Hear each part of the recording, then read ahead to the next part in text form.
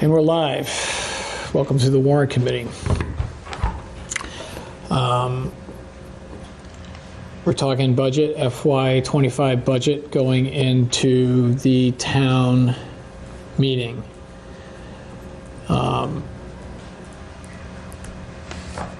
While at the same time they're having a very important meeting right now at the Board of Health to decide the fate of the beavers.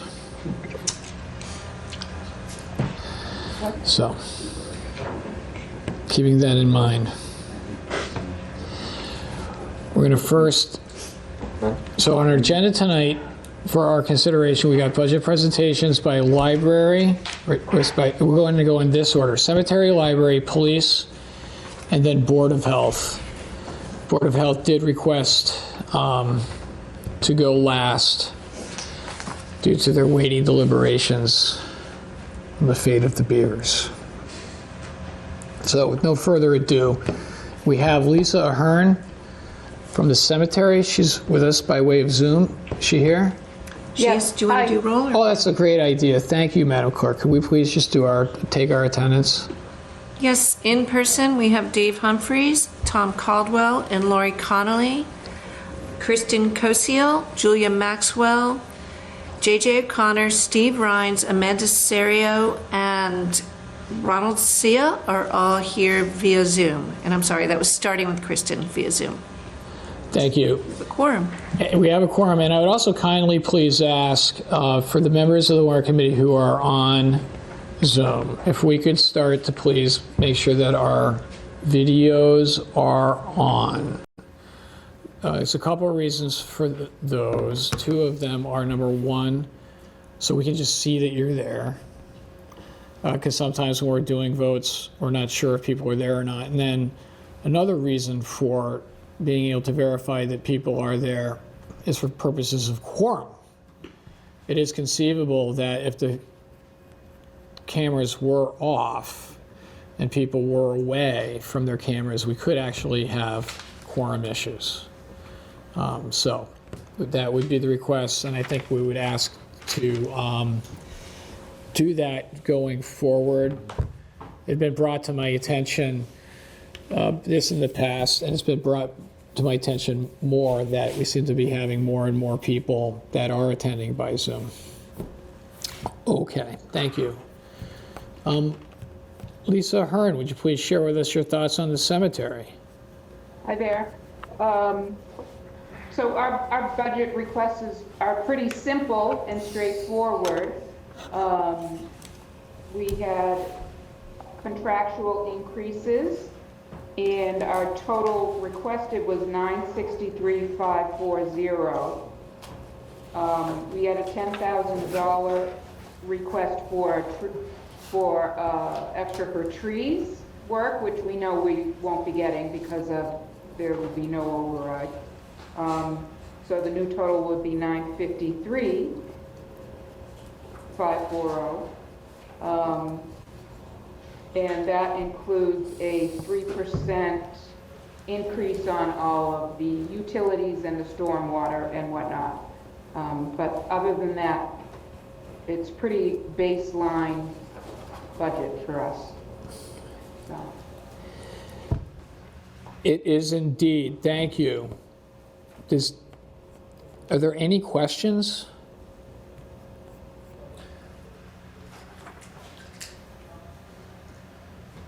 I have a question. Lori Connolly has a question. Lisa, can you talk to us about the CPC monies? I'm looking at Schedule B of the documents. So it's not really revenue and expense so much as it's a balance in what appears to be other available funds. It's like a revolving fund. So I applied for a CPC grant for about $120,000 and for headstone restoration in the oldest and most historic part of the cemetery. And the Community Preservation Committee granted that. So it has to go before town meeting in May. And that will restore our oldest and most precious decaying headstones out front from the late 1600s and the 1700s. So. And I remember that, Rob was in recently going through that. But there's like 2 lines on the schedule for the cemetery that is, I don't know, it's Fund 8140 and it's like 2.1 million. And then there's another one in 8240, which is CPC expendable for 2.9. CPC. Is that money that you guys have received previously? No. Or is it, I don't know what it is. They're just big balances, and I was just curious what, That's perpetual care? Is that the perpetual That's care. perpetual care fund.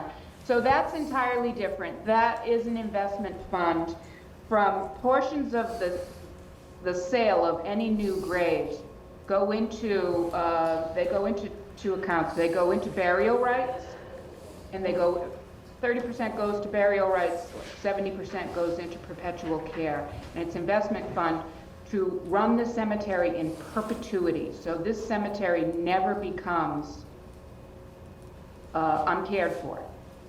So it's an investment fund. okay, great, thank you. And then our fees during the year for opening and for all the other services that we do get turned over to the general fund for the town. Gotcha, okay. But when we sell a grave, we put 70% of that aside into this perpetual care fund that, yes, it is confusing. It did look like community preservation. Right? So that something like a land takeover, you hear about cemeteries that become uncared for and then they become some kind of a residential development down the line. That will never happen here. Okay, great, Yeah. thank you.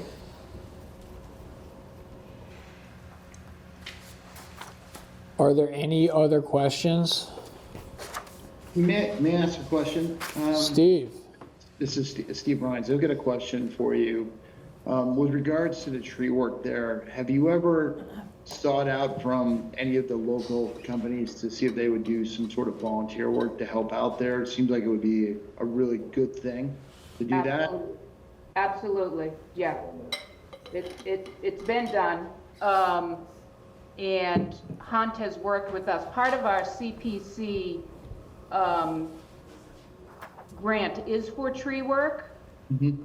And there are a number of trees in the oldest part of the cemetery, and they pose a hazard to those old gravestones, so they need to be trimmed up. But it all needs to be done by hand because you can't really get equipment in there. You have to have climbers and ropes and pulleys. And but the Hunt brothers are really good to us. They give us a discount. They do things during downtime. The estimate that they gave us for the work out in the historic area is for winter work, when they're not busy, when there are no leaves on the trees and the ground is frozen, when they have a lot more time and it's a little safer to work out there. So that stuff, if we get approved at town meeting, that stuff will start to happen next winter. But we do get money for trees, but there's never enough money for trees. We're the biggest green space in Milton, so we have 104 acres, and we have some of the oldest trees in Milton. So the Copeland Foundation does give us money every year for trees, whether we use it for replanting or pruning. I did spend $30,000 of Copeland money this year on trimming because things were, some of these sugar maples were getting really dangerous. So I had to have them either taken down or trimmed way back. And sometimes we'll leave, a big portion of the tree, even though it's not great looking, because it's just too expensive to take away. So it gets used as what they call a snag, and it's valuable for wildlife. So we hope residents understand that. But we do try to economize on that. So there are a lot of, we have to be careful about having companies in here who are used to working with cemeteries. Yeah. Because of equipment and getting equipment over older portions of the cemetery and a cave-in possibility. So there are whole areas of the cemetery where you can't drive, especially a big piece of equipment like a tree truck. So, yeah. Awesome. Glad that they're helping out. They're pretty awesome people, so They- doesn't surprise me. They are. Thank you.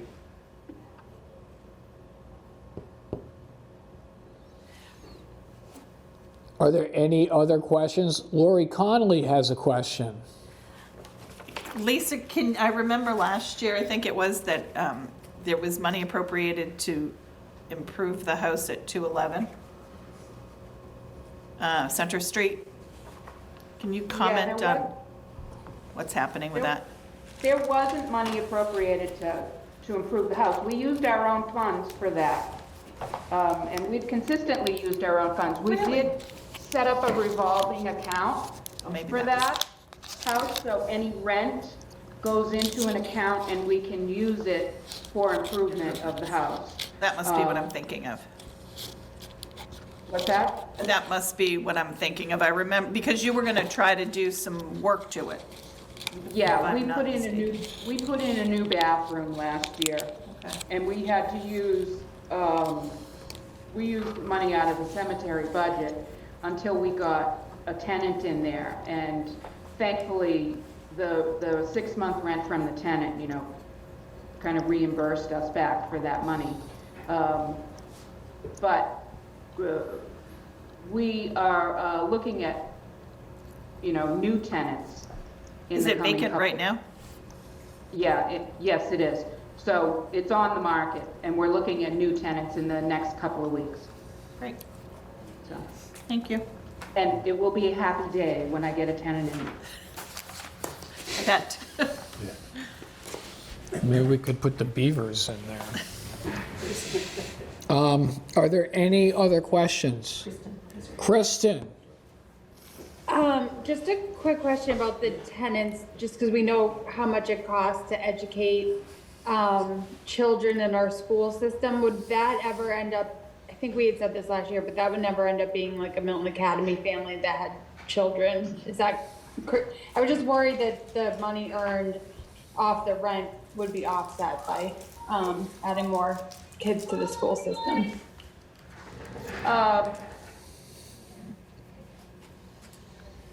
We don't know. So we have to make that house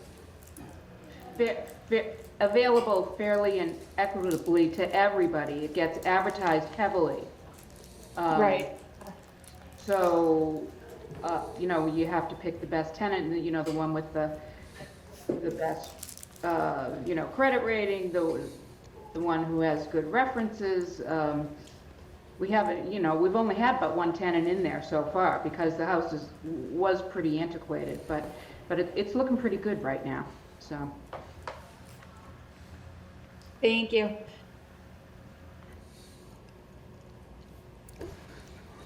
Yeah, I think Lisa Hearn's right about that, I think that they would have to be very careful in making sure that there was a level playing field in the consideration of who the tenants might be. Yeah, that makes sense. I can't even really ask questions Right. about people's children, I Right. can't ask personal questions about the people who really are interested in renting, so. Indeed. Thank you. Are there any other questions?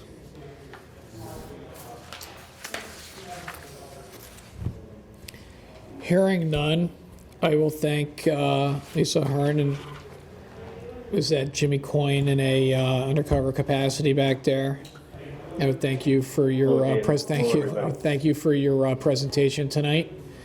It's always a pleasure to have the representatives of the cemetery, which is truly one of the most beautiful places in town, and I'm quite certain it is one of the most beautiful cemeteries in our Commonwealth. So thank you for all your hard work once again. Thank you all. Thank you. Thank you. Thank you. Good night. Good night. All right, speaking of beautiful places, we have next on our agenda the library. Could we please have, we have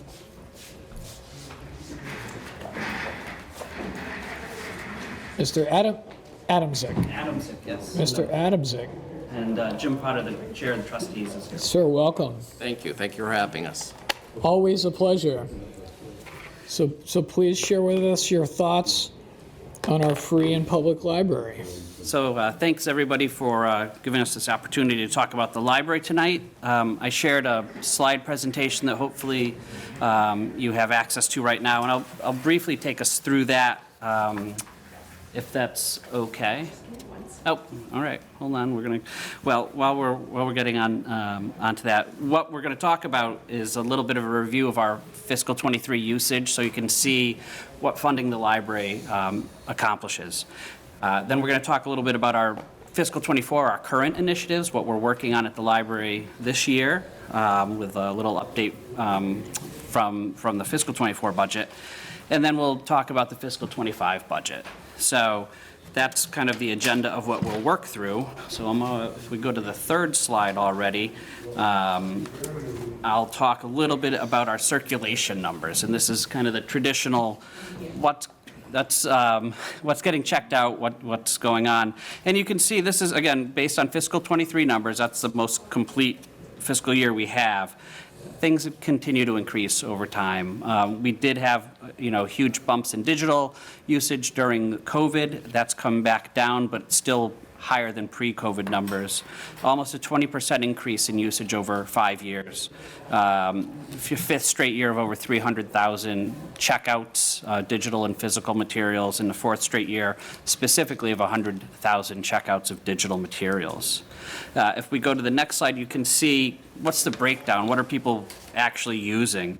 And it's more than half, about 55% of it is still the physical books that we all grew up using, and now, but a third of it is digital, and whether that's ebooks or digital audiobooks or other digital materials. Those are our largest groups right now. Everything else is kind of declining, either being replaced digitally or just a stronger physical usage. And on the last slide, our physical usage is actually going up too. When we talk about digital use, on the next page, which take your time, that is a third ebooks, right? So 1/3 of all our digital use is ebooks. That continues to increase over time. A quarter of that is audiobooks. That's our fastest growing digital use. And it's important, I'll point out in this slide, that a physical hardcover bestseller the library couldn't get for $15 to $18. The digital version is going to be $40. It goes away after a year and we have to buy it again. So digital use is increasing, but it's doubling our budget for materials because of that. Like, it's just, that's the market right now, and we're working on that, but it's a bigger issue. Now, in context with the state, on the next slide, you can see that within our cohort, which is libraries from about 15 to 50,000 residents, and there's about 60-odd libraries in this cohort, we rank 18th, which is good, but there's room for improvement. And we have improved from 45, which is where we were before the pandemic. So we weathered the pandemic well, we responded well, and we've come out with more users of our library as a result. We rank in the teens for many of the categories, including circ per capita, appropriation per capita. And this is based on Mass Board of Library Commissioners statistics. On the next slide, you can just see who is surrounding us on the cohort. So this is, within, based on total use activity, circulation activity, it's towns like Woburn, Westwood, Norwood, and Wakefield. And you can see that we're above average for circ activity, circ per FTE. We're below average for appropriation per capita on that slide. The next slide will just show who the leaders of the cohort are. And we're up against towns which are significantly larger, like Arlington and Lexington. Those are the tops of that cohort with a larger operating budget and larger usage. We're less staffed than those libraries and less funded, and that just is reflected by the size of those communities in many cases. So that's one way we measure use. The next way we measure use is in the programming numbers, which you'll see on the next slide. In fiscal 23, we offered over 800 programs to the public for people of all ages. We had over 17,000 people attend library programs during fiscal 23. That's an average of about 1,400 people a month. Compared to the previous year, 25% more programs and about 40% more attendees. Now, last year's budget, we were fortunate enough to add a part-time position for the teen room. This was something we talked about in this room, and we're grateful for that part-time position.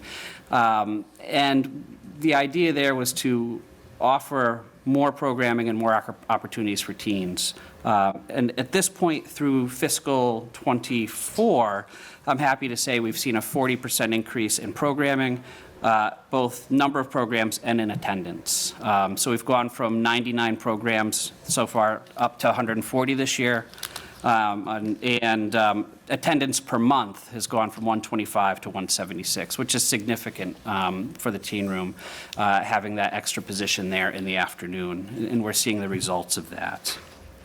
Some of the highlights from the year, on the next slide, we finished, with the Board of Trustees, finished a 5-year strategic plan that has been implemented and is what we're working towards now. We introduced the Fine Free Initiative, where we've gotten rid of book overdue fines. It's an equity and access improvement for library users. We had a $10,000 grant that we partnered with many members of the community for Milton Grows. It was a year-long initiative about sustainability, outdoor gardening, things like that. We had another grant from the Public Library Association where we offered programming on financial literacy.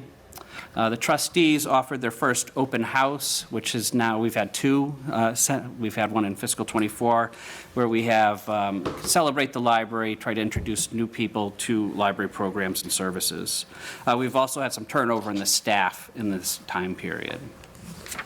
So looking forward, I mentioned the strategic plan. On the next page, what we've identified as the priorities for the library is to maintain our status as a community hub.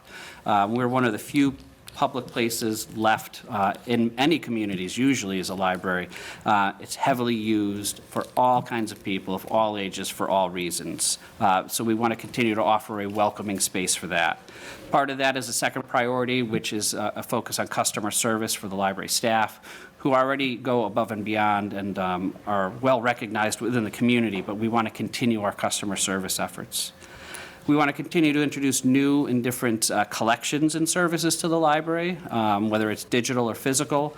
So we're continuing that as a priority. And finally, it's a destination for residents of all ages for programming, activities, education, and enjoyment. Those priorities speak to our fiscal 24 budget and our fiscal 25 request. On the next slide, you'll see some of the initiatives we're in the midst of. Is a speaker series that was funded by the Milton Library Foundation. We've had 2 programs. We had Geraldine Brooks, who spoke at the high school, and then we partnered with Pierce on a program for Eric Litwin, who's the author, children's author and illustrator for Pete the Cat. We're working towards a 24-hour book locker solution at the main library, where people would be able to have access to books that they've placed holds on when the library is not open and available. We finished a patio accessibility project, which was an ADA compliance issue, so we can use our outdoor spaces more appropriately. We've had a focus on staff training and conference attendance, And I've been working with members of the Mass Library Association on state legislation related to ebooks and related to book challenges and the freedom to read. There is an ebook bill that is in committee at the State House, sponsored by Representative Ruth Balzer of Newton. We have over 30 legislators who've signed on as co-sponsors for more fair access and equitable costs for ebooks for public libraries in the state. So we're continuing to move forward on that. And then briefly, I'll just talk about how we've done it. We have a great team at the library between the trustees, the Friends, the foundation, and the staff. We try to be responsive and forward-thinking. We have a dedicated and flexible staff. It's a small staff. There's 21 people, including myself. Many are part-time. If somebody's out sick or somebody's on vacation, somebody has to move from point A to point B, and they're very flexible. We have an adaptable strategic plan to help keep moving the library forward. As I mentioned, we have support from our Friends and Foundation, and we have support from town departments like IT, the Consolidated Facilities, DPW, Police and Fire, and it's great to have that support within our municipality. So on the next slide, we ask, how do we make the library the asset the town needs? And for our fiscal 25 budget, much like Lisa mentioned in hers, much of it is fairly level except for contractual increases, some inflationary increases to running a building, but also we are requesting 1.5 FTE, and these have been positions we've been requesting now for about 5 years, and they've gone unfunded. One is a full-time reference librarian position that would focus on outreach, both physical outreach within the community, but also be a social media person who we don't currently have anybody leading like a PR for the library. The other would be a children's librarian in order to offer more programming to meet the demands that we're seeing on a regular basis for children's programming. There's an electricity increase cost just from running a building, and as a reminder, the library is heated by heat pumps, so we have a larger electric bill and a smaller fuel bill. I will say that the last several years, our electricity use has continued to go down, but costs continue to go up. We've worked with facilities to replace all the lighting in the building. We have more energy efficient lighting. We've worked on energy efficiencies with the HVAC system. So we've been able to continually decrease the demand for electricity, but the cost is outpacing our decreasing. And finally, an increase to our books and materials line. Again, we're only funded at the state minimum requirement. So we're scraping the bottom just to get by for the state minimum requirement. This $15,000 would keep us at that minimum required level. So our full request is as close as you could get to $2 million without going over. And honestly, it just worked out that way. I laughed quite a bit. Compared to fiscal 24, it's about $172,000 increase year over year from what was appropriated, but it's only $116,000 more than what we asked for last year.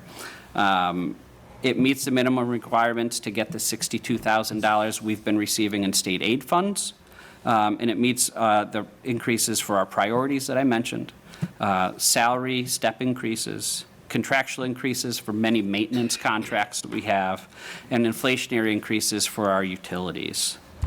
And this is what the majority of the funding for the library is, but on the next slide, I'd like to point out that in the past year, we've received over $200,000 in support from our Friends organization, which pays for almost all of the programming done from story hours to concerts across the board.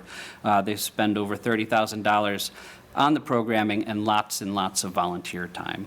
The Milton Library Foundation has donated over $100,000 in the past year to help support the Books Fund. A lot of digital books come from that, Chromebooks and hotspots. They funded the speaker series and made donations to our Milton Moves program. The trustees themselves have used trust funds to help fund our patio project, parking lot studies that we're working with on the Master Planning Implementation Committee, professional development for library staff, and for our writer in residence program, which there's one happening right now that's been a great success this year. Another supporting organization, though not financially, I mentioned, is the Mass Library Association, who we work with on legislative efforts across the board. So that's a look at what the library has been doing, what investing in the Milton Public Library gets you, and what more investment could potentially meet the demands for increased usage that we've been seeing year over year at the library. So again, thank you for your time, and I'm sorry if I went a little long for you there. Thank you. I have a couple questions. Sure. First one, I had the opportunity to see the art display of the trolley. Yes. Is that still up? And we've changed that display. We rotate the display monthly. Okay. It was great. Yeah. It was really good. Yeah. We're very fortunate. Gene Halati does the booking of the art at the Wotis Gallery. There's a lot of really talented local artists, and there's also artists, like coalitions of artists that we've had show as well. Yeah. Great. Thank you. It was wonderful. It's a great space. It's quiet, Right. but it's wonderful. Next, could you please spend just a little bit more time detailing the interplay between the state aid? What does that mean? Like, that we receive state aid, but we have to have a certain level? Sure. And because it looks to me like your year-over-year funding, as proposed in the budget, doesn't cover that. And so there is a shortfall. Right. So could you please help us? Because it looks like to be eligible for 62,000, we have to have funding. It's currently not funded, so is that at risk?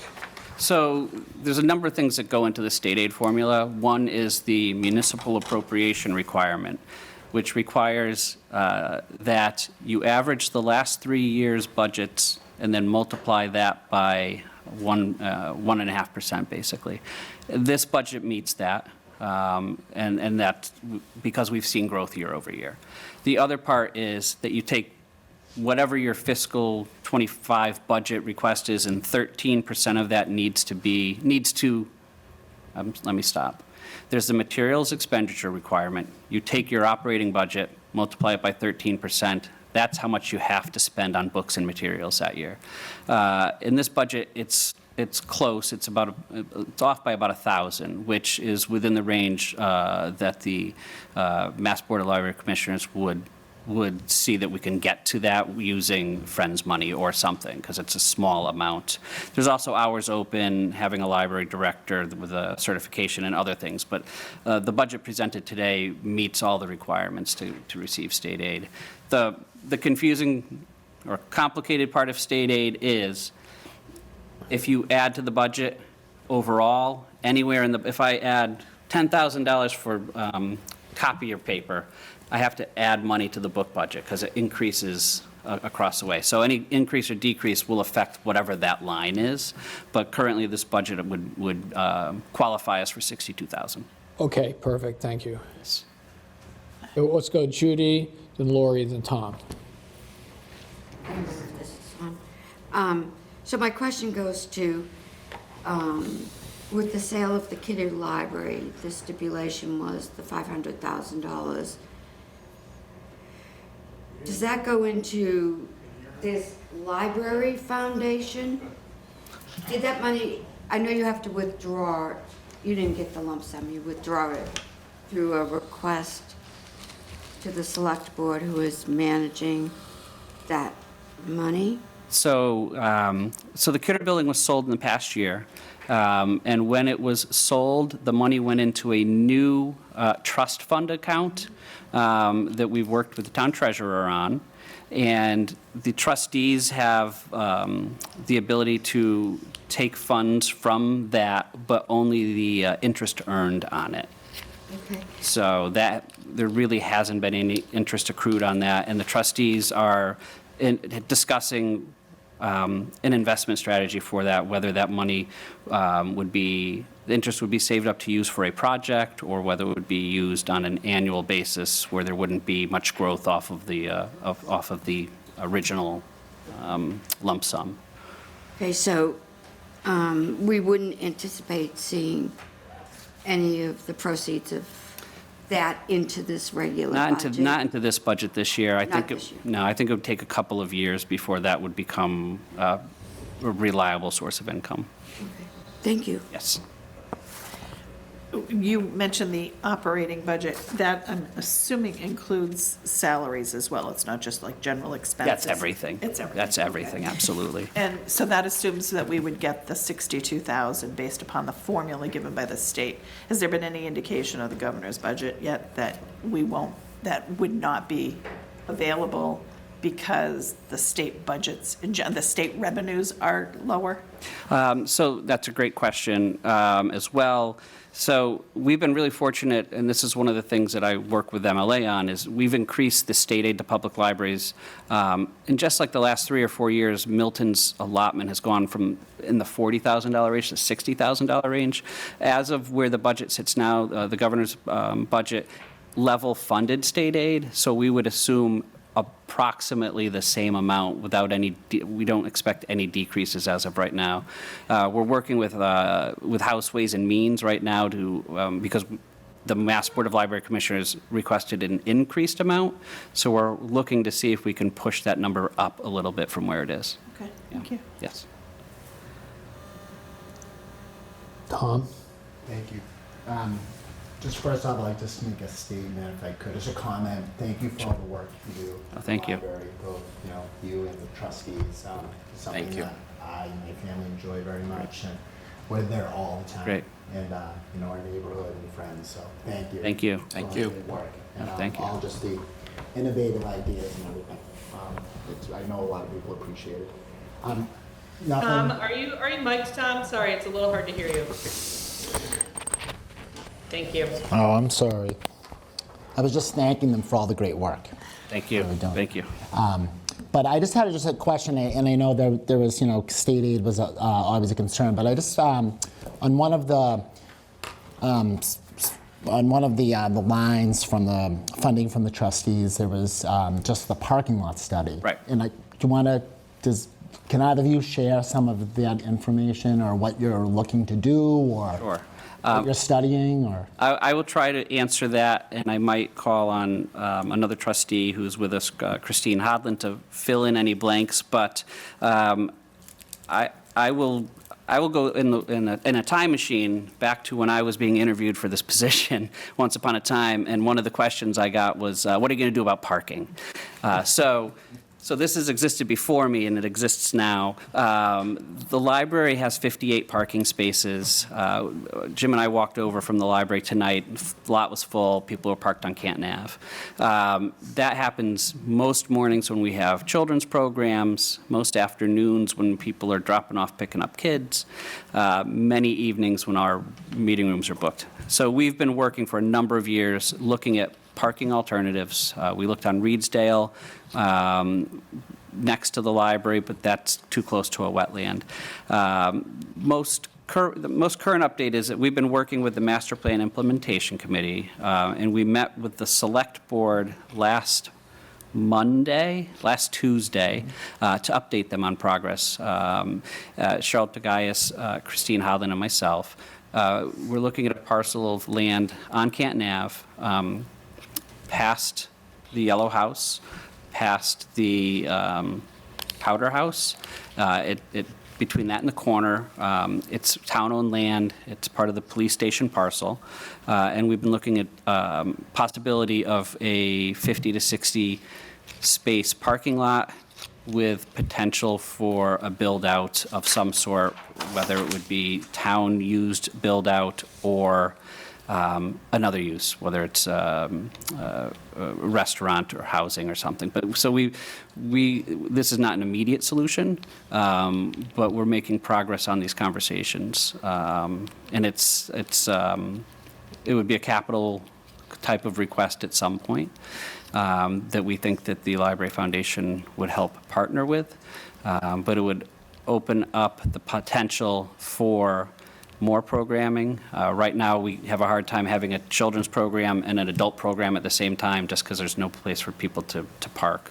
Again, it's something that we've worked with a lot of different committees, Conservation Committee as well, to get to the point we're at, and we're hopefully going to keep moving forward on that. Does that answer your question? Oh, yeah, it was just interesting. Now, is that something that the library will be kind of directing moving forward, just in terms of a capital request? Sure. I don't think I can answer that at this point.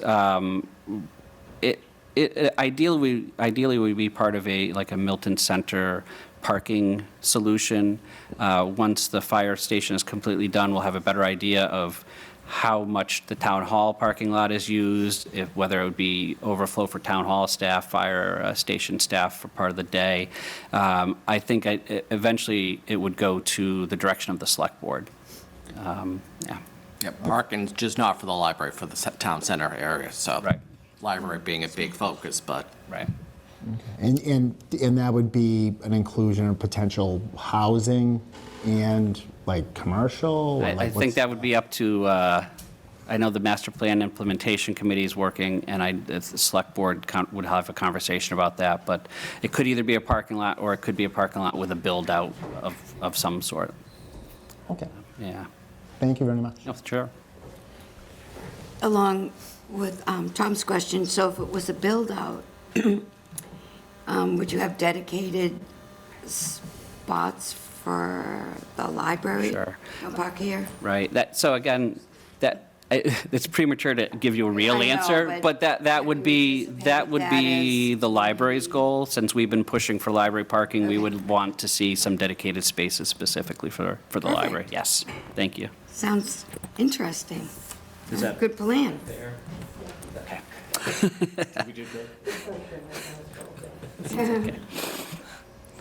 Thank you. No, thank you for the question.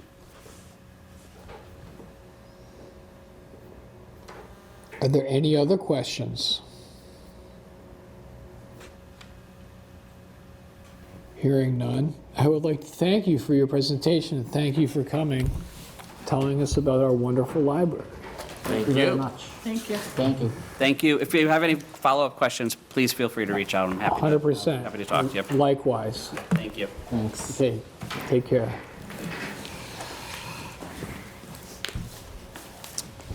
Okay, moving on. Please, we have Chief King with us tonight. Thank you for coming. Thanks for having me. Hey, bud.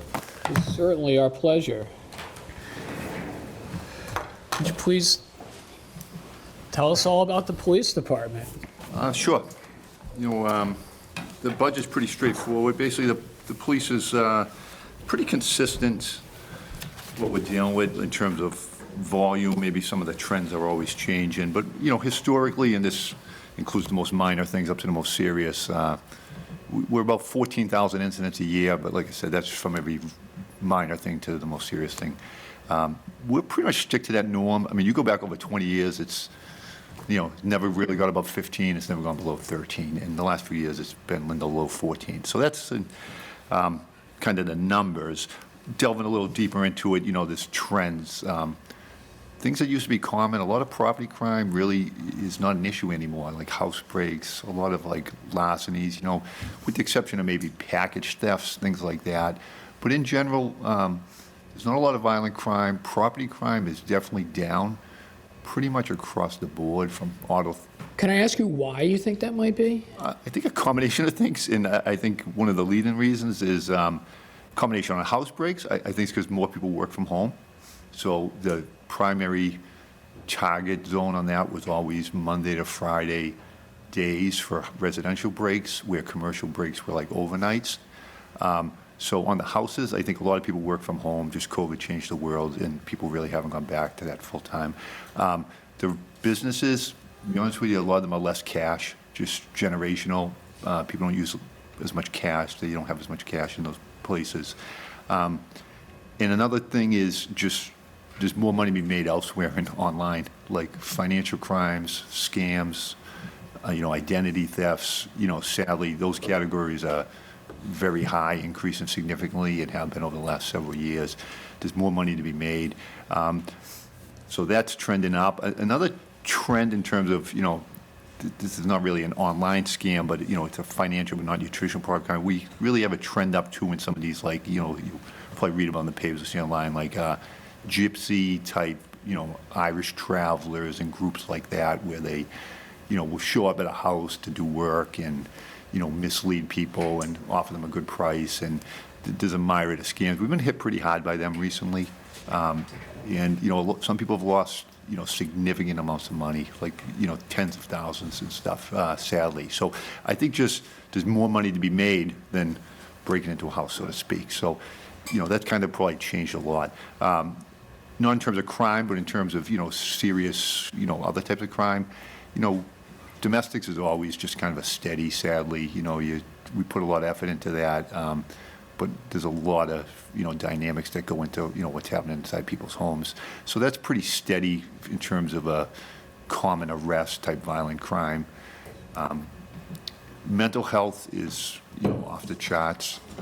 Mental health really is just, again, some of it's probably COVID, some of it's probably, better diagnosis, some of it I don't really know the reason why, but mental health, suicide calls are really skyrocketing. They have been for the last couple of years. Substance use disorders, they've been really steady. A lot of communities have seen huge upticks in that. We've kind of trended down over the past probably 8 years in a positive way on a lot of our substance use stuff. So, we're happy to see that, but, we still have it. We still have deaths every year because of it. But our numbers are not bad, considering, anything's tragic, but our numbers have trended downward on that. So, it's kind of a general overview, but, I tend to summarize just so I don't waste your time. I welcome questions on anything, you know what I mean?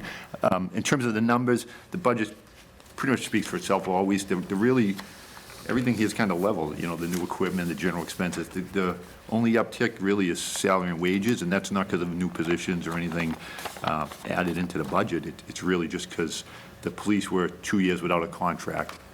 They resolved that. So, you see these jumps where it's really reflected in like the 2 past years, plus we're obviously doing next year. So it's like 3 years worth of raises hidden all at once. So that's really the jump in the salaries, is just the compounding effect of 2-year-old contract being resolved and this being the 3rd year of it. But I welcome questions on anything. I have a question with regards to, you're talking about the overdose death going down. Is that,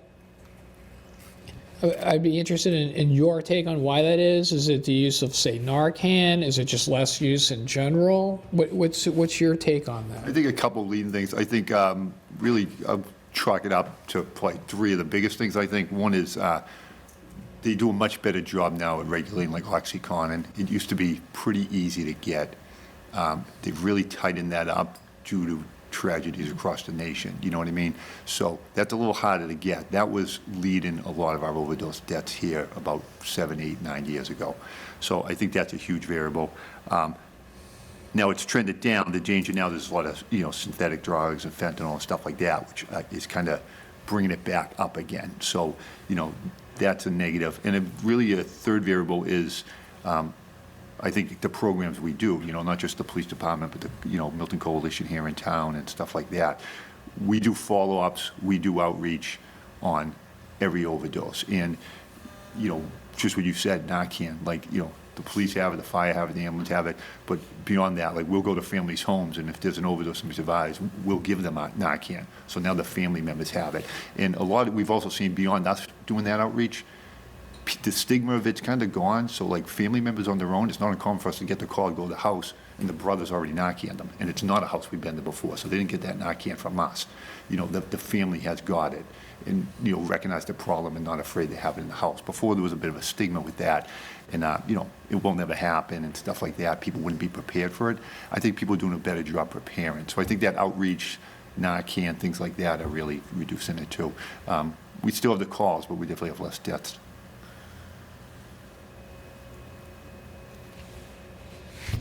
Questions? We must have some.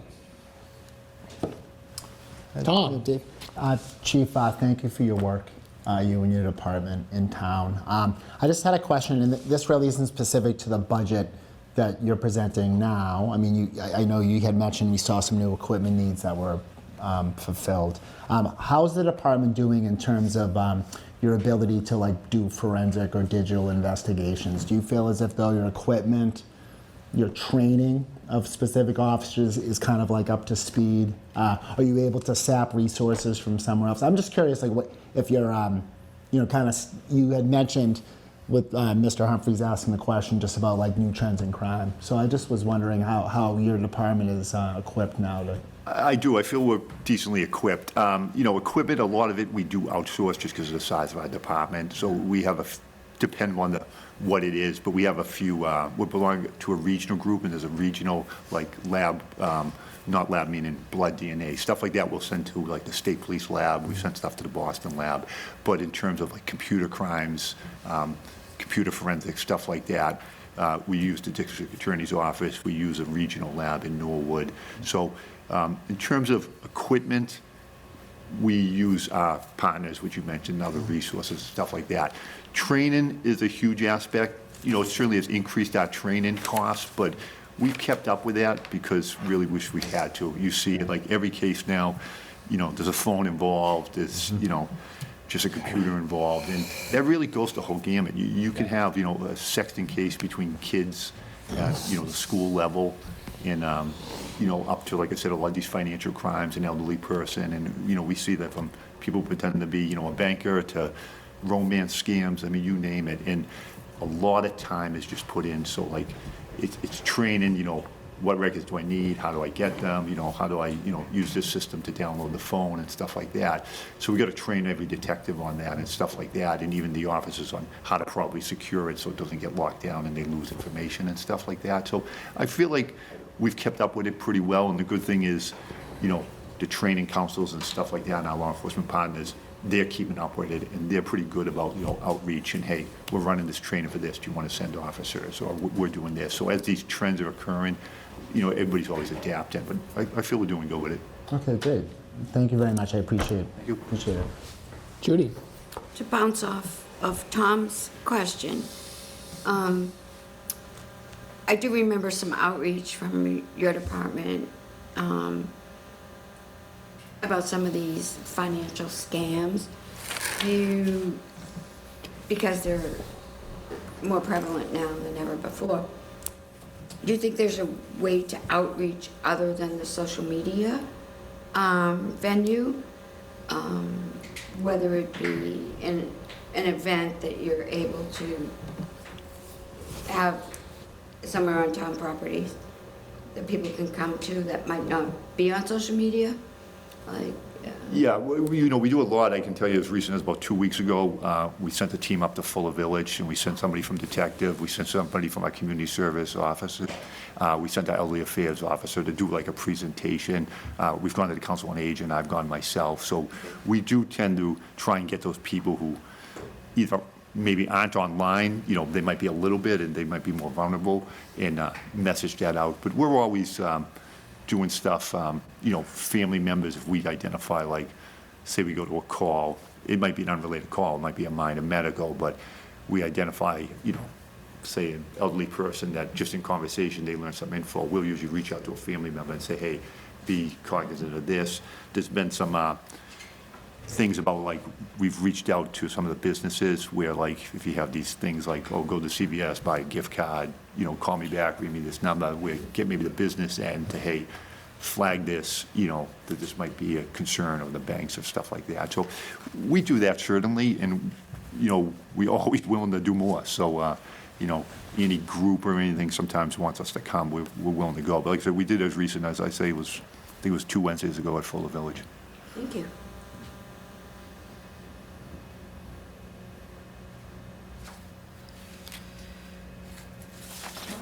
Amanda?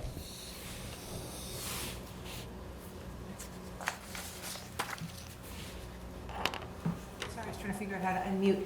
I had 2 questions. Excuse me. You talked about training. So do you have a line item in the budget or a budget line for training, for, sort of what you were just talking about around digital crimes, but also, I don't know, any other kind of issues that come up, like, do you have to do training on working with different populations, like of kids or children with disabilities or anything along those lines, and where would that be in your budget? Yeah, it's on page 4, it's called in-service training, so it's on the bottom of page 4, right where it kind of shifts from blue to white. And Okay. that's the line item. It kind of breaks down each rank and the different pay and for that training.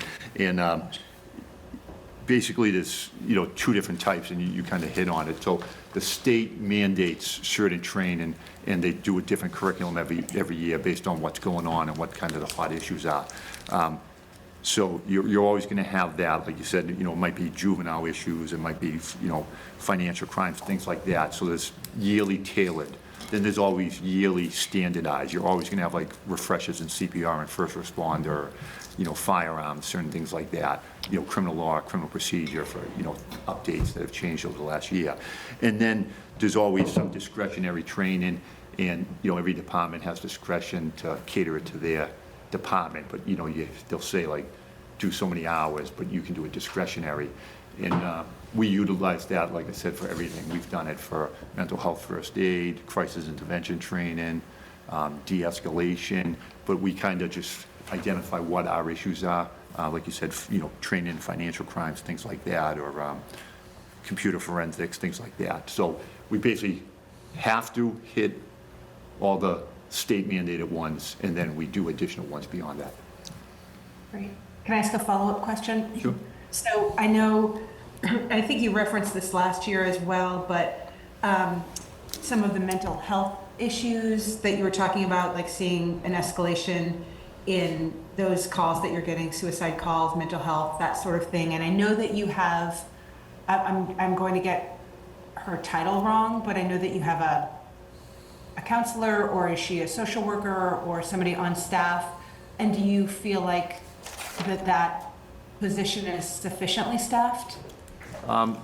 We have, it's listed, the title in the budget, just the way it's called in the budget, is listed as counselor, which would be like on the first page there. But she's a licensed mental health clinician. We call her a mental health clinician, or the clinician, we kind of refer to her as. But sufficient in the sense, she's full-time, and we feel so fortunate to have her, and, she's a rock star, employee, to be honest with you. We had a part-time, we got on a grant, and then we got her full-time. She has still grant funded, so that, the town isn't paying. We'd like to, and we're optimistic, we can get a grant to, make sure she becomes permanent, but we've juggled. We had 2 clinicians prior to her, and they were both part-time. We split it with Braintree Police, basically. It was a full-time grant, and Braintree got a half the time, and we did. So that was our first clinician, Megan. Then we went to a different clinician under that same grant through Aspire Health, half in Braintree, half here, Cassie. But eventually we got a different grant, and we have her full-time, on the town payroll, but reimbursed through a grant. So eventually that grant, will run out, but we do have our eye on another grant to pick it up, in sometime between now and probably next February, we'll know if we get it or not. Who does your grant, like who on your staff is responsible for that piece? Is that for like finding grants, writing grant applications, that sort of thing? It varies currently, and it kind of always has. I have that identified in like some internal reorgs to try and designate one person, but we haven't done that just because of the workload. So what we do is, there's a supervisor in charge of like mental health, traffic, other community type issues. He was involved in this grant, and before I became chief, I was the deputy chief. So it was really me and him were the lead. We worked with the National Alliance on Mental Illness and Aspire Health and all these other groups, and we were able to get the grant. So that's to that one specific, but we kind of break it up, where if it's a traffic grant, it will go under the traffic person. If it's mental health, it's basically whoever's responsible for that. If it's an equipment grant, it might go under somebody else. So we kind of divvied up just to balance the workload, but I would like, in some long-term goals, to kind of tweak that a little bit and get one person, not a new position, but just take some work off one person's plate, so that somebody can just handle all the grant. I feel it would be better than it being divvied up. That makes sense. Thank you.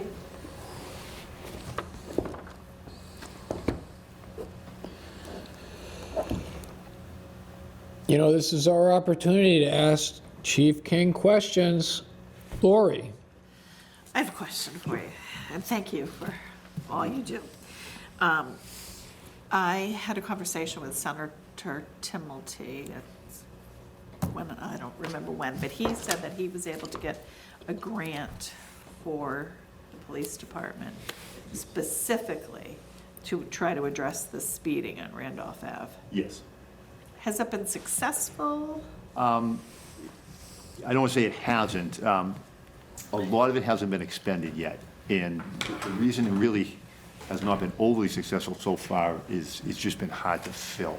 So, you know, I can force people to work shifts, but I don't force people For overtime. for an extra, yeah. And, you know, it's a combination of things. You know, this is good, we're getting up to staffing, but we've really suffered like severe staffing crisis over the last 5 years. Not due to budget cuts, just due to an inability to get bodies in the building. I was going to ask, that was my next question, because you mentioned that last year, that you would have eight candidates, and then they either wouldn't pass the academy or something Yeah, I else mean, I happened. had 3 failed physicals last week. Like, it's been unbelievable the last 5 years, and I've been there 30 years. I've never seen anything like it. But that being said, we're getting there. Like this, you know, we have 3 in the academy now, and we're still short 2 with this, so that's down 5. But the other variable, you know, we've one on, isn't out like a vacancy, but on maternity leave, but we've done a good job of managing some of the long-term, like injuries, and, you know, I'll credit, both unions really stepped up and helped, you know, work to make some reforms so that we could, you know, rein in some of the like long-term injuries and stuff like that to get bodies back, because in some ways they were more difficult because they weren't even a vacancy you could fill. They were tying up a spot in a salary and they weren't there, you know what I mean? So between kind of a mass exodus, you know, a lot of people retired, you know, policing's changed and it's not getting the number of candidates that we used to get. And then the ones we've got, just it's unbelievable how many have either dropped out during the process, failed physicals. You know, we spend months on them and then we lose them at the last second of the academy. So what's happening is we will run every shift short. And then you'd say, like, do you want an extra, you know, traffic car? And in reality, you know, people just were like, no, like, I can get an overtime shift. Like, do I want to be on Randolph Ave writing tickets all day? Like, I'd rather answer calls. You know, I don't want to say there was a lack of interest, but it's the reality. Like, they were tough shifts to fill. So that's the bad, but the good is, you know, that money didn't get spent then. So that money's still there to target it. Our staffing is getting up. Like I said, we have 3 in the academy now. If we fill these other 2, 5, you know, it's getting back there. 1 on maternity leave, that's not bad. So we're down maybe 6 bodies. You know, that's good compared to where we've been. And, you know, if we get these 3 out of the academy up, as it gets more bodies back, it's easier to fill that stuff. You just have more people on that opportunity, and then other things become more competitive. Like, you know, if somebody wants to work, hey, those shifts got filled because there's more people here, or there is no overtime shifts because we're not short on the shifts, people are more likely to take that assignment. So I'm optimistic it will get better. You know, credit to him for getting that money. And like I said, the bad is we haven't filled a lot of them. We've tried numerous times, we put it out, just people don't take the assignment. But that, like I said, the spin is that money's still there though. Right. It doesn't get You'll be able wasted. to So the use good it. thing is we still can. Okay. We just retry. Great. I think we have an article coming on the warrant for the speed limit on Randolph Ave. Is that a true statement? It is true. There is a citizens, Chief King, were you aware that there was a? Aware of it, yeah. Okay, so it's not on our agenda to discuss tonight. However, that's we right. did have a general agenda item for discussion of the budget and all warrant articles on, so we could discuss it in general. I can give a little bit of an update on that. We're waiting on a final draft of a letter from the town administrator with regards to the home rule aspect of that citizens petition, which was asking to direct our delegation to say withdraw that home rule petition, but it's our understanding that the way that a home rule works is because the legislature has not taken any action on that petition that they had submitted, that it has lapsed and is therefore moot, and that any decision made by the town meeting to direct the legislature to take that action would have no practical effect. So we're standing by on that for right now, because if that is in fact the case, I think that we're in the process of looking at that, of reaching out to the proponents of the article to see how they might want to proceed. Then, of course, we would ask for Chief King's input with regards to that. But That's where I was going. the posture of that article right now is uncertain, but looking likely to have already been resolved. But what was your question? My question was, yeah. what was your opinion of the reduction of the speed from 45 to 25, which was what town meeting had voted, if I'm not mistaken? Yeah, you know, it sounds weird. I think people probably expect me to have like a strong opinion on that. And I feel like that's tricky to answer because in general, I agree with the concept of, lowering the speed limit, is safer. I also, reality, are they going to make Randolph Ave 25 miles per hour?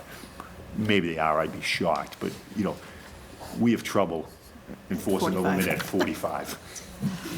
Are we going to be able to, it's got to be reality-based. Are you going to be getting people, like everybody, if 100% of the cars are speeding, are you going to be able to force them down to 24 miles an hour? I don't think so. So, I wasn't involved in that request. I'm aware of the article. So honestly, it's just a little tricky to answer. I think in general, if you said, do you support lower speed limits? Of course I do. It's safer for the residents and the people cutting through. But I also think, the reality is if you make it too low, can you really enforce it? I'm a big believer in it. This isn't like passing the buck, but police play a vital role in enforcement. But, road design, road engineering, and I'm not a traffic engineer, is a 24-hour solution. I could put an officer there for 4 hours, but the other 20 hours, people are going to gamble, people are going to take that risk. So I'm a big proponent of, is there a design solution that will solve this? And I don't say that passing the buck, because I think any design solution, you still got to know there's a legitimate enforcement mechanism, and that's us. But I think the most common thing is people think the police can solve that. Like Randolph Ave is an awful road, Correct. brutal crash data. It needs drastic changes, but even if I had officers there, they write tickets, I don't think that's going to solve it. A lot of those, a large number of those accidents are, a car turns left in front of a car going straight. That's a tough thing, like an officer ticket. It almost, by the time they do it, the crash has occurred. It's, Correct. They might get a ticket after the fact, but it's not like the police officer observing that. That's different than, they're going 70 down the road. That's easy for the police to enforce, you know what I mean? But some of that is just a split decision by an operator that causes that accident, or somebody, pulling out of a driveway and, somebody looks down at their phone and for a second and they plow into them, you know what I mean? And it's, the person shouldn't have been on the phone, but the person pulling out of the driveway is supposed to yield better, so those are tough to have the police solve, but like I said, that's just not passing the buck, it's just, I think it's a bigger picture. Thank you.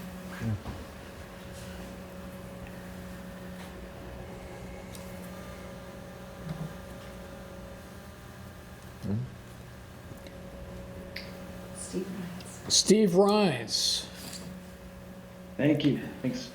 Chief, thanks for your service and all you do and all your team does. I've got a question for you. Hearing that you had 3 recruits, and this is I guess this is more of a question or a statement, I'm not sure. 3 recruits, I think you said, failed to pass physicals, I'm assuming entering into service. Any concerns if you were looking forward, there's a lot of development coming in down the pike in Milton, 40B, potential zoning changes, they'll add additional housing as well. given the challenges you're having with getting folks just through the physical piece, or, I mean, it's a very demanding, very stressful, very tough job. Do you foresee any additional challenges with budgets looking forward, or recruiting, or even keeping folks from leaving to go to these other departments, right? Like a state police or like a federal position or something like that. I guess I'm just trying to understand more about, what you guys are going through over there. Yeah, it's not unique to us. I meet with the Mass Chiefs and I talk to them regularly. Every department's struggling. It's just people aren't applying like they used to the job. And, I think a lot of they just, watch the news. I mean, there's a lot of scrutiny of police. The job's changed and a lot of the standards have changed. So, the applicant numbers are down. There could be a good and bad on that. The bad is everybody's having this difficulty. I mean, I see departments offering sign-in bonuses and incentives like I said, I've never seen. That might work over time. The tough thing now is, we've been fortunate here. We haven't really lost people to other departments. It's always a risk. I mean, I have one in the academy now who's definitely going to get called by the state.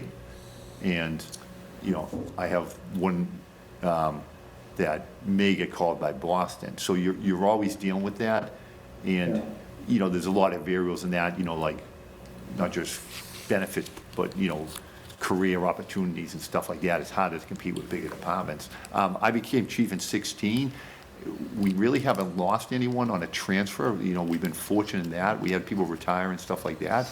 But we used to historically lose people, state police or a neighboring department. I've lost cadets that I would have hired or offered jobs to that have gone to other departments nearby, but I haven't had anyone that we trained and sent to the academy leave. But I do foresee recruitment still being an issue. I think the part that won't be as bad is we lost a ton kind of in a short span, so we were playing catch up. Now, like I said, if we kind of will be caught up to 2 under, so if we can keep up and get them, by the time I get them, I might lose another 1 or 2, but they're probably gonna be retirements and stuff like that, not people leaving for other departments.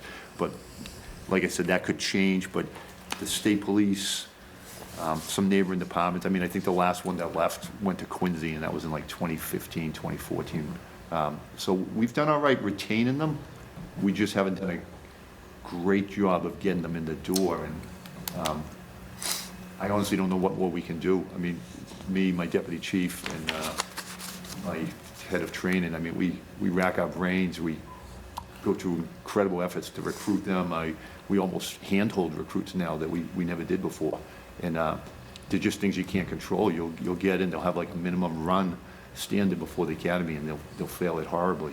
And there's nothing you can do. They're out. Like, that's the state standard, and you're back to scratch again. So I do think recruitment will keep being a problem, but I think as you get up, you can always survive with being a couple short. The problem is we were going 10, 11, 12 people short. You can't survive. It was people being forced to work every day, double shifts. But these 3 come out of the academy. If I can get 2 more in, I mean, hopefully 9 months from now, we'd be fully staffed. But like I said, I'll probably lose a couple in the meantime. Have you, and thank you for that, have you done I guess looking at I would call it forecast, right, or a future projection of what your needs are going to be from a headcount basis with all the development coming down the pike? And the reason why I'm asking that is the budgets are level this year, and we're looking at a potential override in the fall, which is a potential that is going to happen. It seems likely that you may need additional headcount coming in the next year. So I'm just curious if you're looking at that now for the future, given your current situation. And if you can't answer, it's fine. I'm just curious.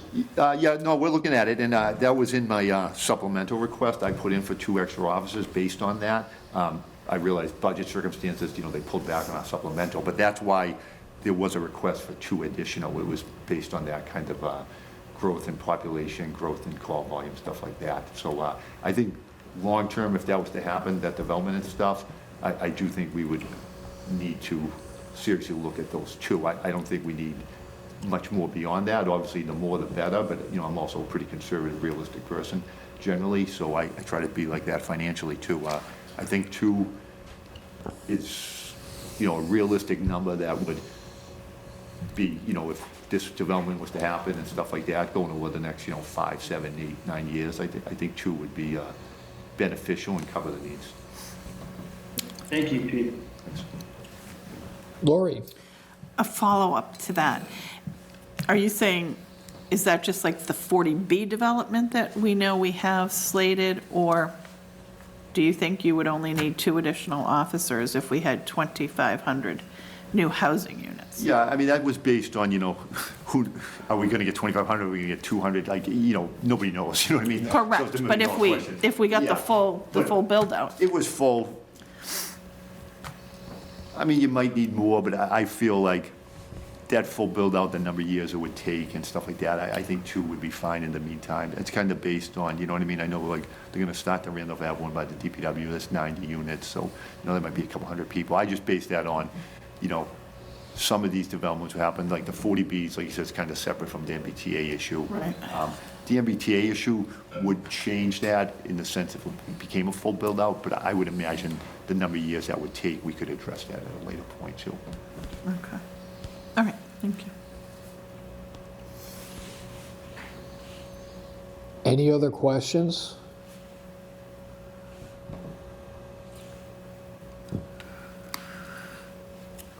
Just reviewing this budget one last time.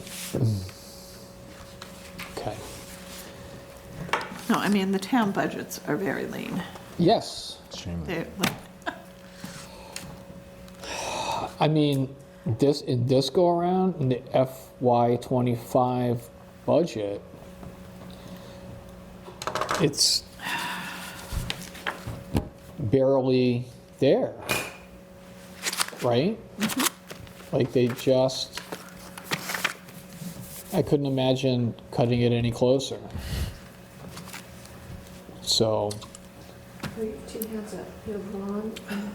let's go, Ron, thank you. Hi, thanks, Chief. Thanks for the presentation. Very helpful, very informative. I just had a question. Is there anything, since you're here, is there anything that we as a warrant committee in our capacity that you would want us to keep in mind and look out for in the future? I just wonder if there's anything else that you would prioritize. Not really, I guess the 2 things I eye long-term that I think are probably critical, and I appreciate that question. One's probably a warrant committee, one's probably really not, it's probably more a capital, but in terms of the warrant committee, I just do think, like I said, I'm optimistic, and I think we've done a great job of getting some of these critical services at no cost to the town, and that's been kind of like a passion of mine. We have a domestic violence advocate, we have a mental health clinician, like none of these costs have trickled onto the town, but I do think that mental health clinician, if we were to end up not being able to obtain a grant, I think, and that isn't a question for today, but future warrant committee, yourself and others, is be willing to absorb that position. I think that's critical. I think it's key to the officers. I think it's critical to the residents. And, those mental health follow-ups and that outreach, it de-escalates so many situations, and, so many tragedies happen in policing involving people with mental health and use of force. So I can't stress that position enough. If that day comes, fortunately we're not there today, it's being paid for. And then, the other thing kind of relates to that, and again, I'm kind of a reality conservative person, but this is really a capital thing, but I'll just throw it out there since you ask, is, I know we just got a new firehouse, I know they're talking a new school, I'm not claiming we need a new police station, but the police station is just too small.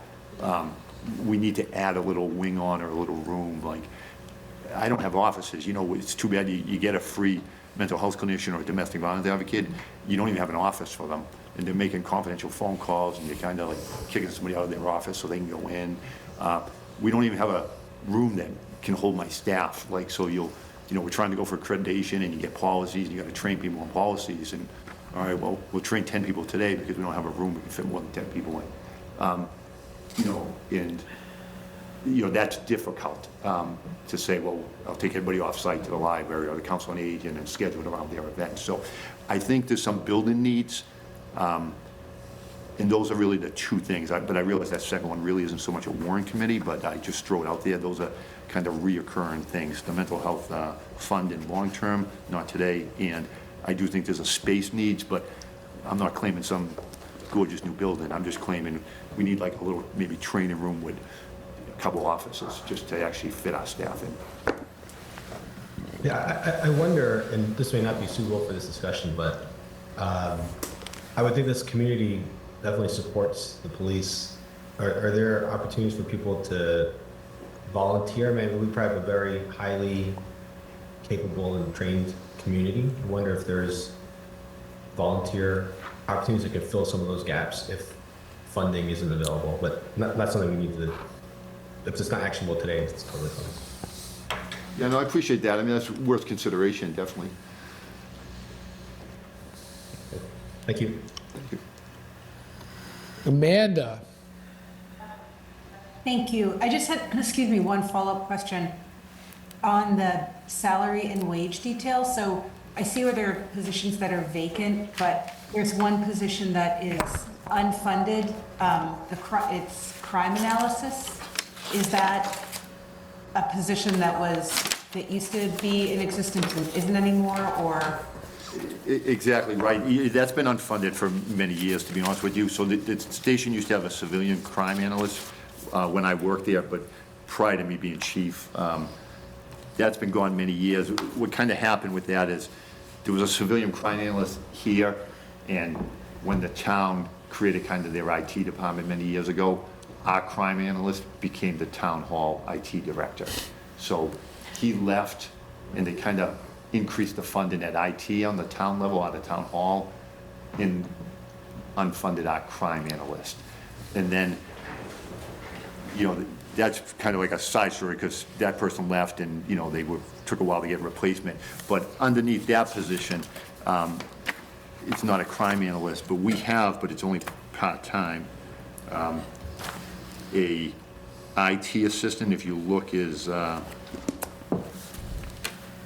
2, 3 above. But if you see, it's only 0.4 hours. But what that is town hall basically has 2 IT people, a director and an assistant. That assistant is, technically supposed to be at our place 0.4 of those hours, and at town hall 0.6. But the reality is, for legitimate reasons, he's probably getting tied up really at town hall with all departments. And I don't say we've lost them, we still have them in our budget, but we're not really maybe getting that IT, but it's kind of become, rather than us having somebody designated at the station, it's like, when I need IT, I call town hall and they'll send somebody. Long-term, it's an issue, because we lost that crime analyst and that IT person, and at the same time, I'm saying technology is becoming a pretty good problem in all our crimes. But I understand the town, in fairness to them, has had some struggles with that too. And I know there's an IT committee studying that at the town level. So, we can wait patiently, but that's the kind of history of that crime analyst. But it has never been funded as long as I've been chief. Thank you.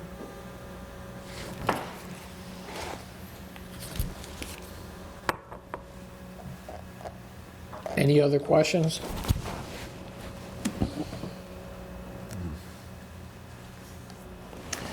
Thank you, Chief. Thank you very much. Thank you very much.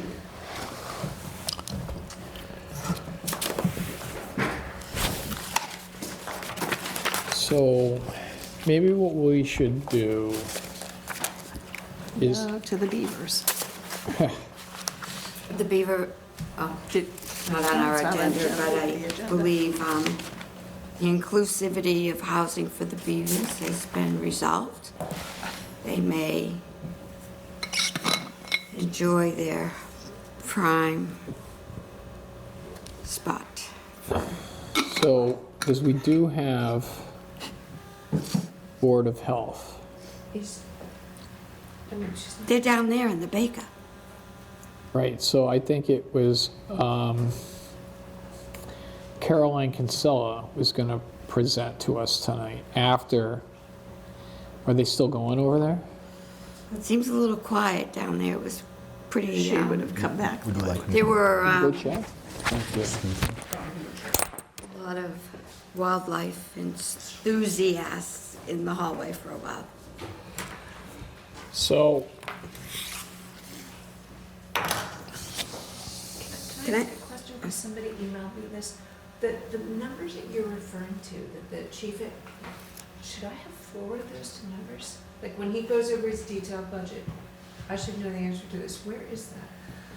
so It's in the master thing. that was, you're right, so there was a shared, Is it in Full- the Amy Dexter? Yes. worksheet? Oh, okay, I just. It's not in the file that you sent the other day. No, okay. It's I from remember back in like asking in when- December. Asking, okay, It so, came out. have I shared it? Sorry. I believe that. it Okay, I'll go was- through my, Yeah. On February 5th, I see that we got it. okay, I reshare it with everybody, because I don't think everyone is able to find it easily. Thank you, sorry to interrupt. oh, it's no problem, no. But Judy also brought up an interesting point that I was thinking about, which would be, how many beavers do you think we could put in the Kidder Library? The board, Why would you pick that building? This is a thought experiment. They need water. the Board of Health is on its way down On the its way. hallway. They're coming out of executive session. Yes, they are, and they will be here. Anyone actually seen I've seen their house building efforts. I'm treading carefully because it's not an agenda item. I believe it's a lodge. There is a house. It's a there. lodge Let's just building. call it housing. We are a town that embraces housing options. Everyone. For everyone, inclusivity. And so all I can say is, my hat that is not made out of beaver skin is off to the beavers. I'll be with you when we. Sure, take your Oh. time.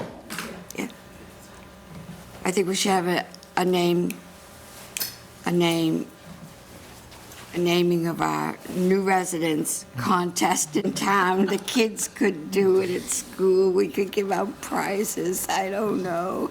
Have nature walks down there for the third graders. Come right out of Glover, go around the pond. It's very nice. I don't know. It was very intriguing investigation into this. I did not know a lot of information about their habitats and their habits and, Industrious little ones, aren't they? oh, they are. They're busy. They're being very silly, and that's kind of fun. Warrant- But I mean, there's something to be learned, I guess, in nature all the time, if one wants to find it. But, you know, it came to, I don't know, someone asked a really good question about, I thought it was a good question. Well, where else are they in town? Apparently nowhere. What? That's it. There's been no sightings of building permits issued for. I'm sure they're out of compliance with any zoning in this town. I mean, you can have a lot of fun with it. But They're brought in by a shadowy NGO. we were just Welcome. we're just being silly here. Hi, thank you for seeing me. Caroline Thanks for Kinsella. coming. I was just finishing up our last meeting. I don't know if you got my PowerPoint. Yes. It looks fabulous. Oh, beautiful.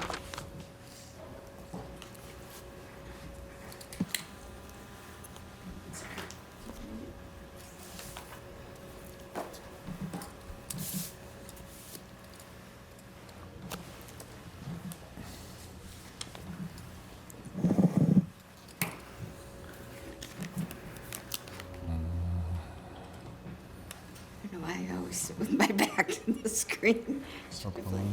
Usually it's up here, I thought. but- Well, Okay.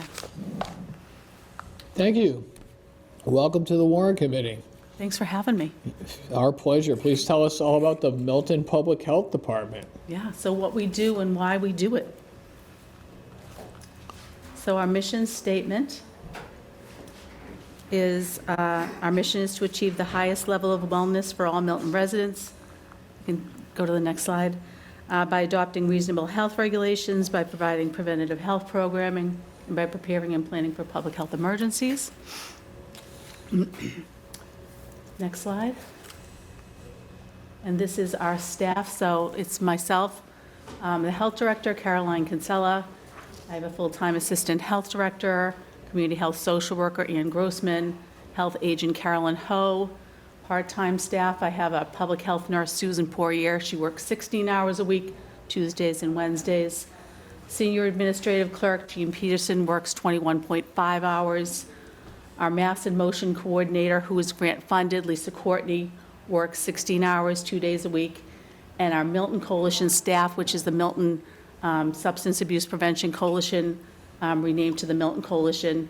Margaret Carell's was previously 30 hours, and she went up to 32 hours. Stormy decreased her hours from 30 to 10 hours, and actually Stormy's going to be leaving, but I'm not sure when, so she's going to be resigning, and it will just be Margaret at 32 hours running the Milton Coalition staff. And that's under a drug-free community grant. We're on year 6, and that will go through year 10 for the Milton Coalition staff, grant funded. Next page. And then our elected board was just meeting with Roxanne Musto as our chair, Laura Richards our secretary, and Mary Stenson is our member. Next slide. And these are all the things that we do. We do so many different things in the health department. We do housing, environmental nuisance, rodents, abandoned housing initiative, flu clinics, blood pressure clinics, the public health nurse does, education, always answering phone calls and speaking to the nurses at the schools, communicable disease surveillance, recreational camps. We have 23 camps that the nurse is going to be working on this year, so she's already started, and those camps are primarily run at Lake Curry and Milton Academy. Other things that we're doing, emergency preparedness, we do demolition plan reviews. We take sharps, which is needles, in the health department. We sell sharps containers. We have mercury disposal. We process burial permits daily, so anyone who passes away in Milton, we have to process the burial permits. Those are increasing every year, and we have about 700 plus burial permits. Food safety, the health agent and assistant health director go out and inspect all our food sites, which is mobile food trucks, all the restaurants, pool inspections, ponds, Cunningham Pond, and our pools. We do septic systems, about 3% of Milton are on septic. Animal inspectors, so we process any animal bites, dog to human. Tobacco control, we have 9 establishments for tobacco. Actually, they're doing tobacco inspections right now. Body art and microblading, there's 2 in the queue right now, so waiting to hear from that. And then grant management, so we're working on writing another grant right now. So next page. Yep. State sanitary code, so as I said, the housing violations, road complaints, and nuisance complaints. Next slide. And then food safety inspections. So we're going to be starting up on the farmers market soon. Temporary food events, we have mobile food trucks that come into town. We have to inspect the mobile food trucks. And then we have, we do go out for any complaint-driven complaints about the food establishments in Milton. If someone's complaining, we'll go out. Next slide. I said the tobacco, we're out there right now, just making sure that they don't have any flavored tobacco products that's being sold. 9 establishments sell tobacco products. Next. Oh, the camps, yep.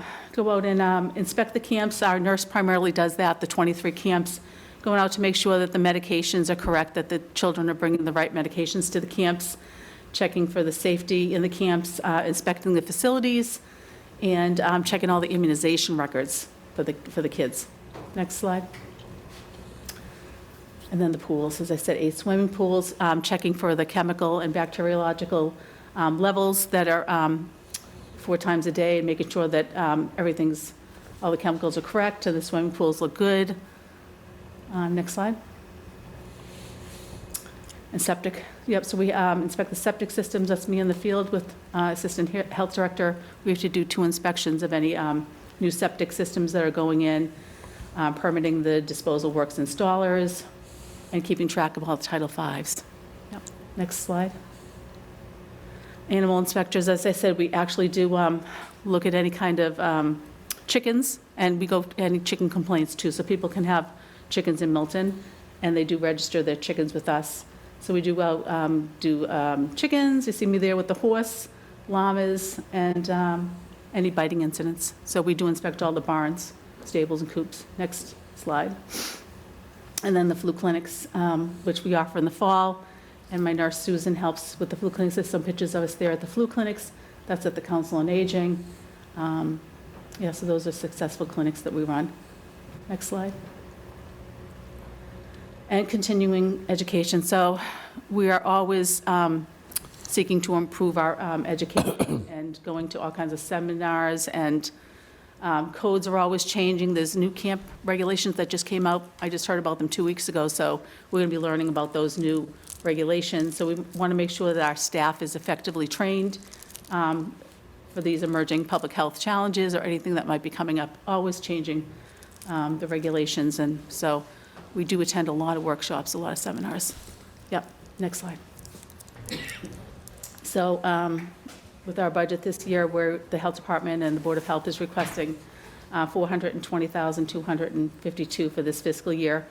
The increase is mainly for my new staff, so my new assistant health director and health agent, and I have a community social worker. So increases in the training and the amount of people that are going to the trainings, and membership and dues to the organizations like Mass Health Officers Association. I have the summary in here to explain it more thoroughly of where we're spending our money. If you have any questions about our budget.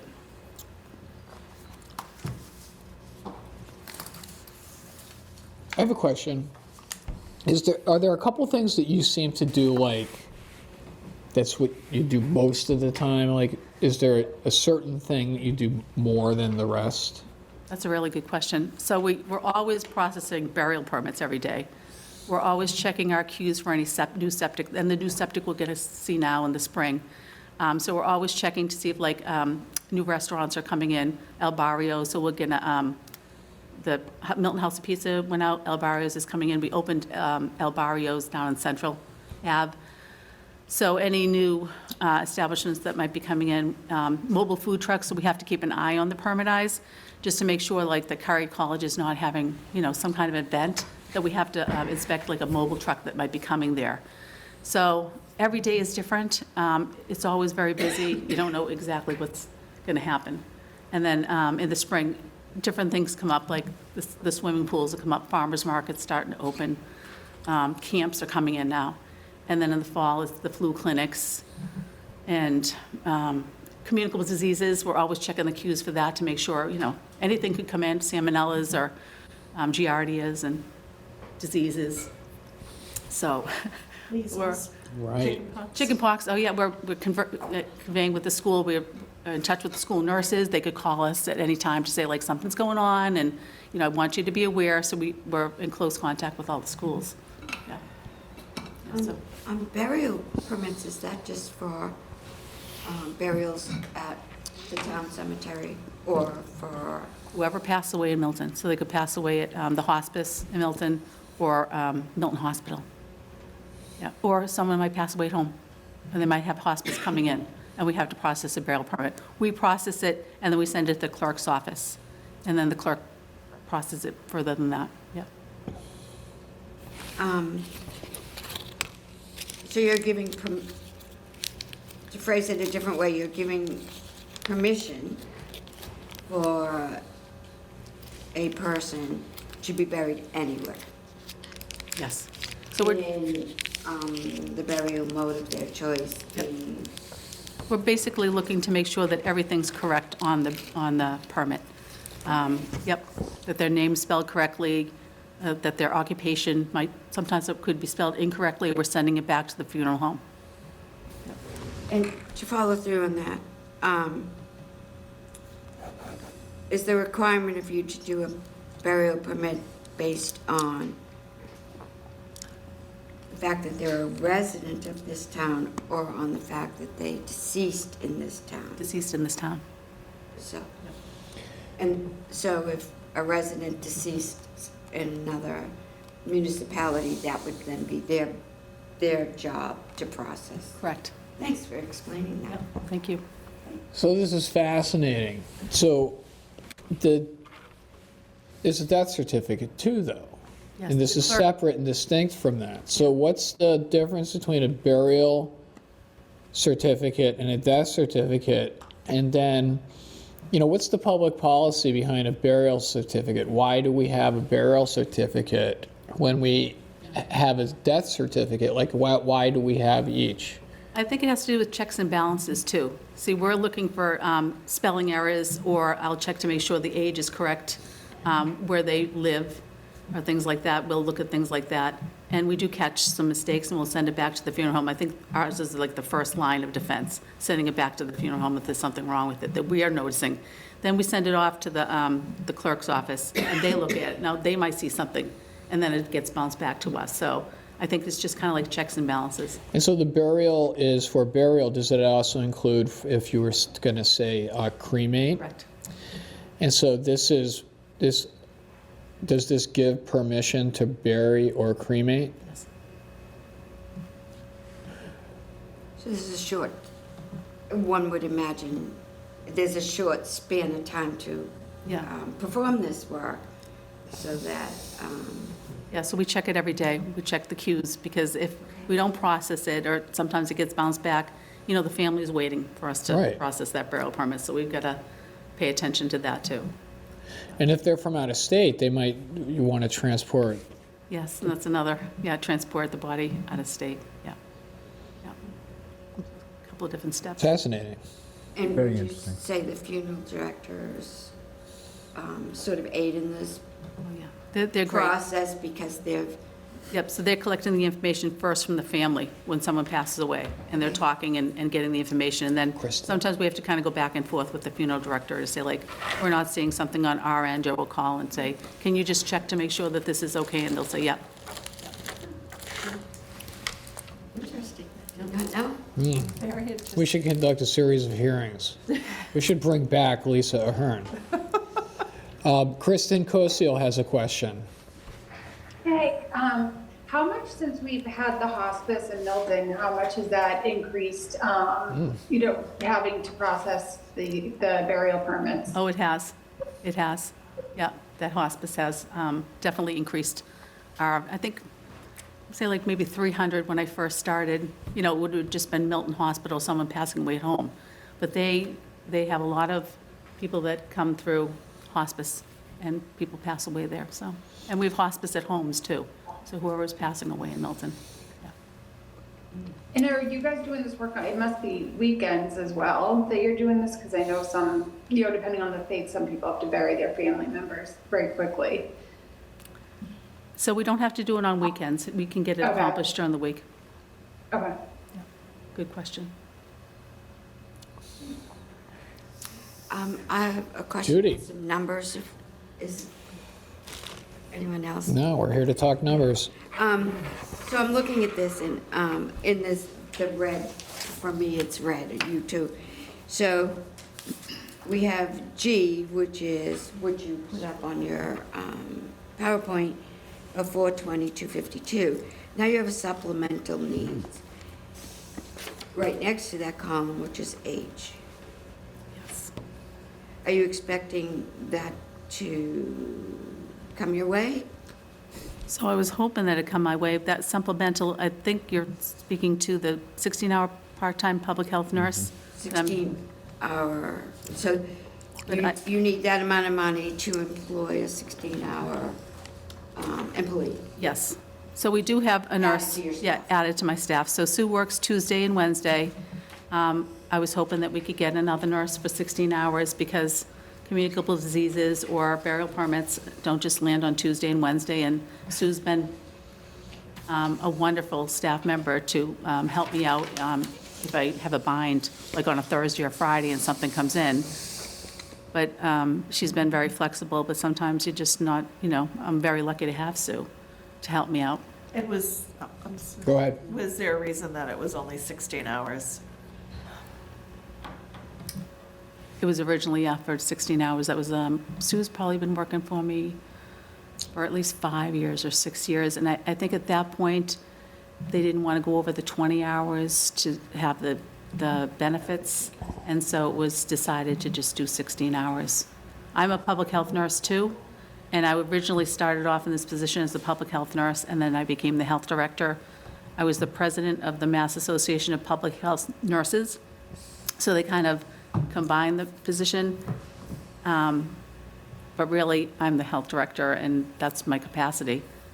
Like 99% of the time, except for when COVID happened, and then I helped with the communicable diseases, but, yeah. So when this budget goes to town meeting, and they say, they have the opportunity to vote to the 445 you have over in column I.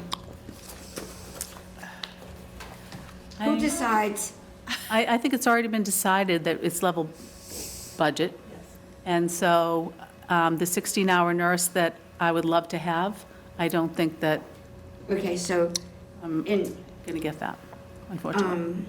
to those watching at home and the rest of us here, we could not even look at H&I because realistically where this particular budget is going to land is over in column G with the 420. Thank you. It's likely to be that way. Well, Okay, I it's just- currently that way. It's currently that way, and I guess there's another point, you know, is the school committee, the school department is not the only department that's asking for Little a extra. distra, and, right, and that's going to be part of the conversation that we're going to have with the override, with the conversation that many of us thought we would be having this year.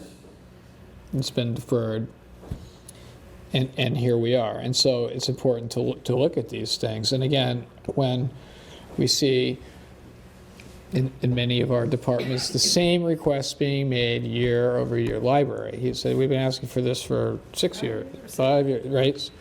So it's just the heads up to the Warrant Committee. At such time as we're talking about an override, you know, we're going to hear people who are saying, this is what I want. I've been asking for this for the last 3. I've been asking for this for the last 6. You know, if you can find, you know, the extra money for the Volvo, I'll take that too, but this is what I've been asking for. All right? So thank you for pointing that out to us, Judy. May I make a comment? Sure. So it would seem to me that because you have to utilize the work hours of the 16-hour person that you currently have on board, you've sort of established that via timesheets and how you turn in to account for who's doing what and how they get paid. But it shows an increase in hours over the 16. So therefore, kind of makes a good case for adding that extra position.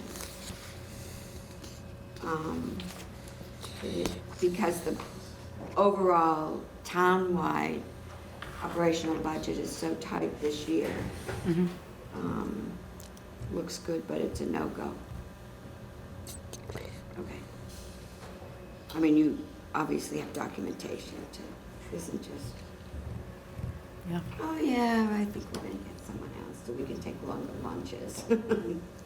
There's, yeah. Okay. Thank you, Judy. Jay has his hand up. Jay? Hi, thanks. Just to follow up on that and the part-time person and helping out in extra time, I would just like to confirm hourly people are paid for the hours they work, correct? I certainly hope that the part-time person is not working extra hours and not getting paid for that. Can you confirm they're getting paid for the hours they work? She's getting comp time. So if something happens, like salmonella or something major happens, and I need some help, then, yeah. So she'll work on a different day and then get time off later? Yes, she could. And I'm Okay. very thankful that Susan Poirier is flexible like that, because I could have another staff member that would say, I work Tuesday and Wednesday, and if Thursday a salmonella comes in, or Friday chickenpox comes in, well, See you then Tuesday. then I'm taking care of it, and I'm pulled away from being the health director and trying to solve the problem, so. I'm also thankful that this person is thankful and helpful. I just want to make sure Yes. they're not working for free. Can you confirm that? I can confirm that, Thank you. yes. Judy, you had a startled look on your face. Does that mean there's a question there? In my various travels throughout the departments in the town hall, I have a hard time reconciling this comp time, not just in your department. It's prevalent everywhere here. And I find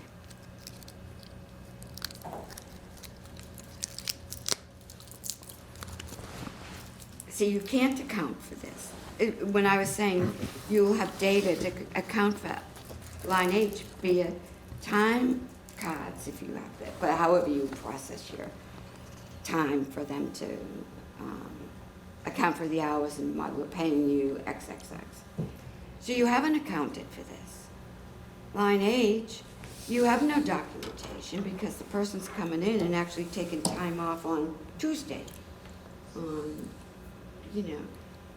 Does this comp time have an expiration date, if you don't mind me asking? So I work for you on a Thursday for 2 hours, so that means some Tuesday I can come in late 2 hours. Correct. Pretend. Now, how are you accounting for This this? is spreadsheet. It doesn't seem to me, all you're accounting for is the 16 hours one way or the other. Right. And does it have a time expiration? You're the first person I've asked this question to, although I have explored it in other departments, because I think just about anyone I've talked to would say pretty much on record, it's tricky. I just picked tricky out, but there's another word. It's adding administrative. Number one, it's adding administrative hours to track all this, to make sure the person actually does get 16 hours pay, either by working on that day or taking off the comparable time that they worked on another day. So there's got to be record keeping. So somebody has to be pulled away for an assignment in any department this goes on in. And it's not just yours. That's why I was like, oh, it's kidding me. I just talked about you would have records to show you are paying someone to work on Thursday, you need someone extra, and yet that's not so. Unless you have this convoluted, to me it's convoluted, system of tracking these hours. We do track the hours. And so, but you haven't tracked for extra. Do you see? I know what I'm saying. Well, I know what I'm trying to say. Help me out here, Dave. You're only tracking 16 hours, not extra hours. What do you mean by extra hours? Well, when she first said the employee that's in this 16-hour position currently is very flexible, and if her staffing would require somebody to be there on Thursday for 2 hours to handle an excess of burial permits. Now, this particular staff person, is pretty flexible, says, yeah, I'll come in on Thursday for 2 hours, and basically she's owed 2 times outside of this building in a pay status. She has to be paid, even though she's not physically here. So say she works 8 to 2. So from 8 to 10, she's not there on the Tuesday. She comes in at 10, and that's her in-house physical start time, but she was paid on the record from 8 to 2. So you haven't really as I'm looking at this with this comp time thing, you haven't actually documented the need for more hours via payroll.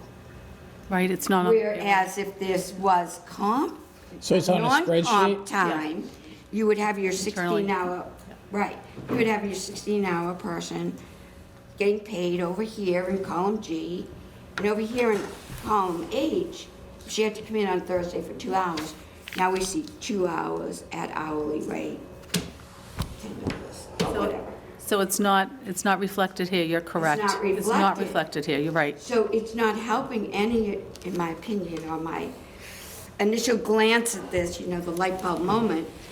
I've been trying to put this together for a long time, and here it is. Here we go. In this comp time, all of your departments that employ this comp time system are not really accounting for all those extra hours. Take, for instance, may I? Are we talking about this department or every other department? 'Cause it sounds No, like we definitely, it's a peak here, and I would like to see her, if you don't mind, her confirm where my thought is. So, at town meeting night, various employees throughout these departments have to go and check everyone in, check them out, and all this stuff. They work on comp time. Because I asked one night, I says, boy, I hope you guys are getting paid a lot, you know, overtime or just straight time, or, you know, I was curious about that. Comp time. You're not reflecting. Judy, you got one more minute. There's no reflection in this particular budget, which is going to pop up in other budgets we're looking at for the hours needed for your department. And in the budgets, now it's I'm going to be checking this, in all the other budgets that are going to come from, our town does not account for the extra needs in record keeping of hours worked. Because if you have a hole here, why are you creating a hole here to fill a hole here and not, it makes perfect sense to me now. I always said it was a bad system for a year now. The light bulb just went on with your budget. And amen. Sorry, thank you very much You're- for thank allowing you. me that. So you have a spreadsheet for this employee, Correct. right? You count for the hours of this employee. Reconciliation, like, so one of the questions, you know, it sounds like it's an interesting situation where the person's sort of paying it forward sometimes or being owed sometimes. Are you reconciling in the same pay period? No, not always. No, this can go, they can have comp hours, like 1 or 2 comp hours, and that just moves forward into the next pay period. Yep. And then they might say, like, I'm going to come in late, I got an appointment or whatnot, and I'll Yep. say, yeah, you can take the 2 hours because you, Right. And and I can see where this could become very, very complicated in a larger department where we're talking about multiple people. But we're talking about one person that you supervise directly. Okay. I have a better understanding. Thank you, Judy. It's okay because I know I asked her. She just flipped the switch on something that I've been trying to figure for a while, and it just happened looking at her budget. Yep. I don't know why the switch went on just now.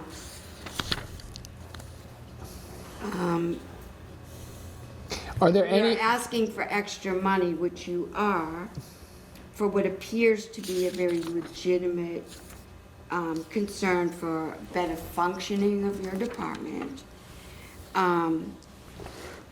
You've got your hand tied behind your back because of this system. It's just a wish list. It's not a, I can prove this list. Well, I think she could. She does not have these documents in front of us right now. But it would be arduous. Well, it wouldn't. So, Anyway. Let me okay. see if anybody else has any questions. need to- Does anyone else have any other questions?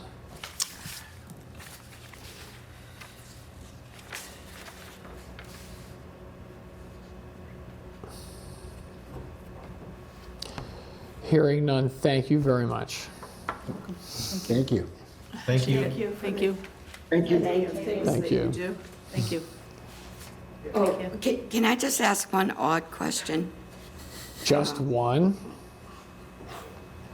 What is it, Judy? I don't know, it was on one of the first slides she had. I'll let it go.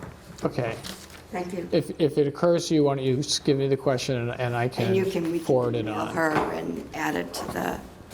Right, thank you. Thank you very much. Thank you. Appreciate it. Thank you. Thank you, everyone. Okay, that concludes the presentations for tonight. We have another agenda posted for Wednesday. I think our plan is on Wednesday is that we're going to, I think, finish up the departments. And then Monday, I think we're looking at capital improvement.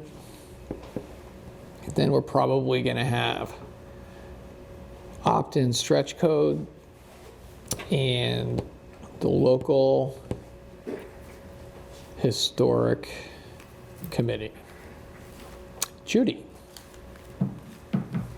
Has there been progress on some of the language in the article for the historic district? The answer is yes. Oh, thank you.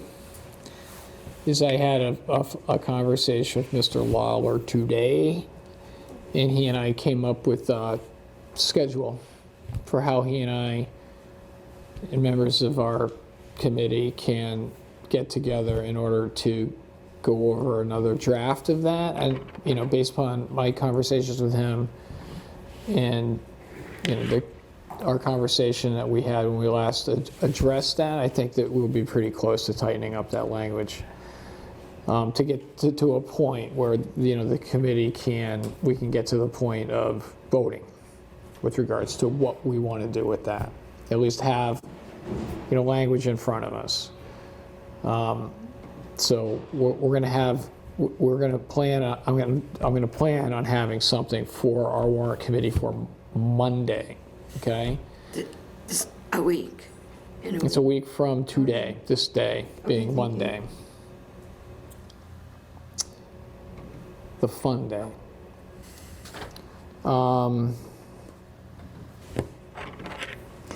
Then I think, like we'd said, is like for people's schedules, I think we should just have on it Monday, Tuesday, Wednesday, Thursday.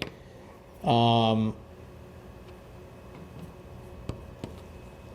think that when we make a couple big decisions or a big decision with regards to the budget of how we want to proceed, what are our thoughts on next budget, you know, once we come to a conclusion of where we're at on that, I think votes, once we settle in, votes go quickly. Okay? Does anybody have, you know, any thoughts they want to share with the warrant committee on, you know, this basic roadmap that I have? Okay. Does anybody have anything else that they want to address?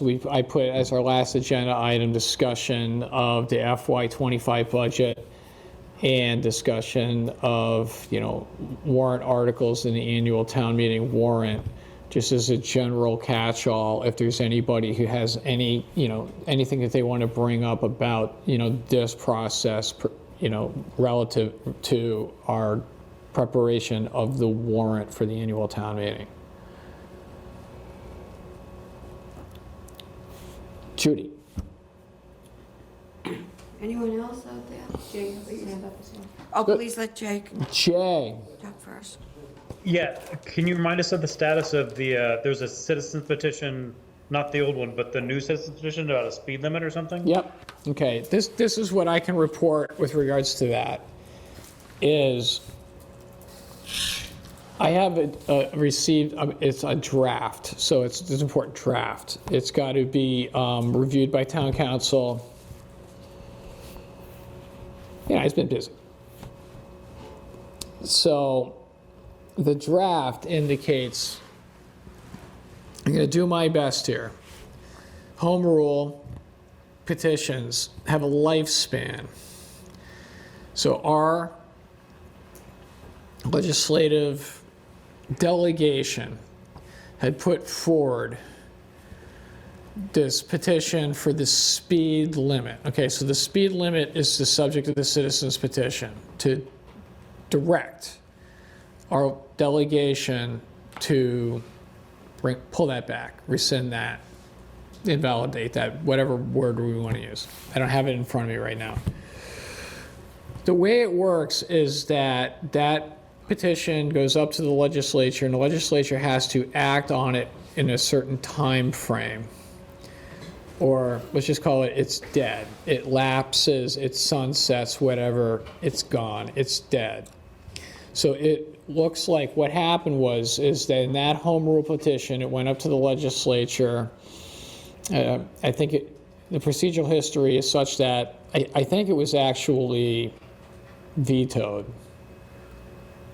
And it was not, whatever happened, it was not enacted by the legislature. I think the governor vetoed it. Governor vetoed it. Mm-hmm. There we go. Thank you, Kristen. Governor vetoed it. So it's done. It's moot. So, but we don't have that formalized yet. That's a draft version. The expectation is that that's going to be blessed by town council, who's been very busy recently, okay? So what we're doing is like, when we get that, that's going to be important. Then we're going to reach out to the proponents of this article. Now, it's another interesting situation here, because the people who drafted the citizens petition are not from Milton. No. They are not. Can that be done? I'm sorry. So they put forward the petition, but it was signed by 31 members of our town. So the true proponents of this article are the 31 members of the town who signed the petition. That being said, I think that what we need to hear from citizens of our town why they want the article, not citizens of any other town, state, country, planet, solar system, universe, Milton. This is the Milton town meeting. So we're in the process of sort of figuring that out of, where are we at on this? We'll reach out, we'll get some citizens from the town to, weigh in on this, and then we will have a recommendation from the Warrant Committee. There's citizens of the town have put forward an article. We'll have a recommendation from the Warrant Committee. I think it's going to be important to the Warrant Committee to have this opinion from town council. So that's the status, Jay. It's as I see it, as complete a picture as I can draw at this time.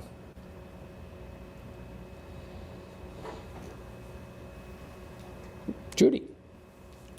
So, on this stretch article, the last time there was a presentation, there was some confusion, even that the presenter mentioned was confusing, and about renovations to a home. One of the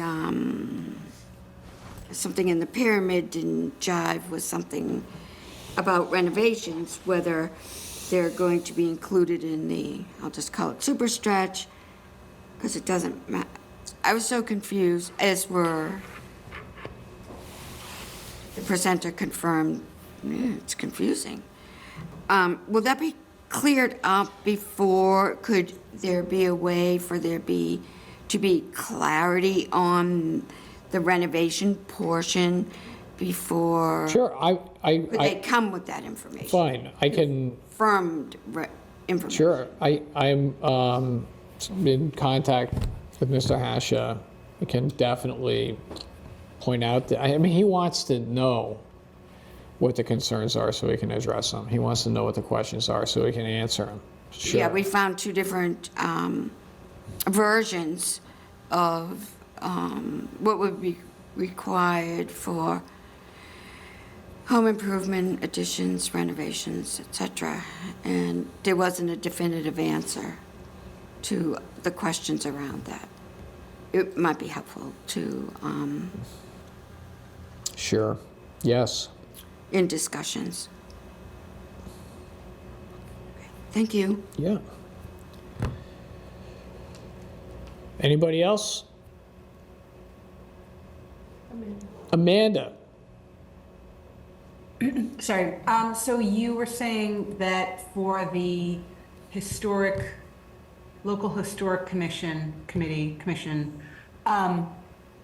that there are you saying that edits had been made? Or I guess the question is, we had some clarifying comments or clarifying questions. Do you think those will be, as far as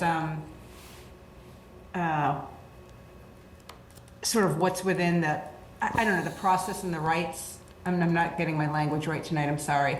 But when we're talking about that within the Historic Commission, do you think those answers will be answered, those questions will be answered?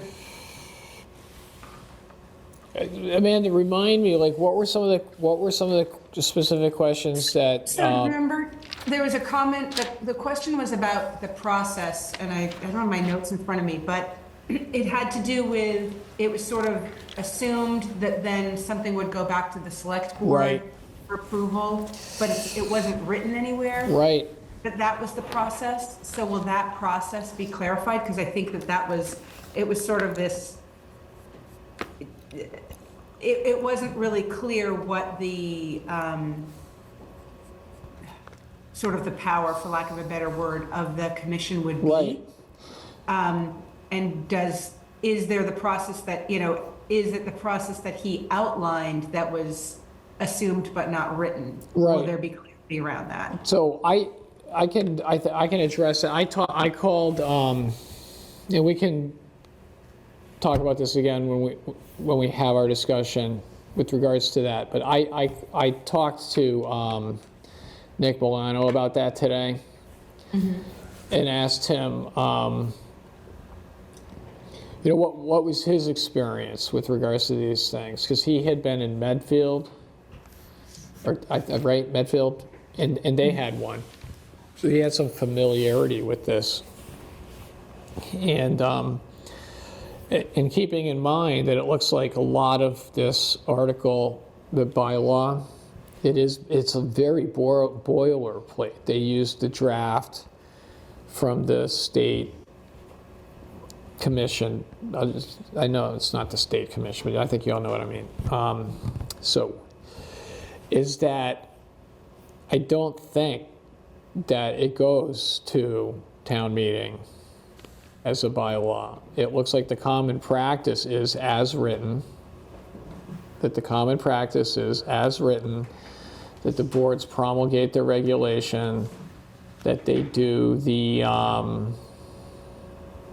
14-day notice, and then they're in effect. So is that we would adopt so our conversation is going to be about the bylaw as it's written, right? And that was one of the reasons why I brought that question up. I mean, sort of like the purpose of the law as it is written in the black and white is to, there shouldn't be a lot of assumptions when it comes, right, it's just, right? And so it's there, and so the process is there. So I, you know, and then, so I think that that's the answer, is that if we're going to be approving a bylaw with the procedures there, that's what we're, you know, that's what we vote in, that's what we get, okay? And then the, it does look like this is, and we've reviewed these things, is that it does look like this is the start. Let's just put it like this. It looks like this is the starting point for local historic district bylaws, is that the commissions do have this power. Okay? And so, you know, keeping that in mind, you know, it's one of the reasons why, you know, the diligence to the review and the debate is important, because once there is a bylaw, there is this bylaw. Okay?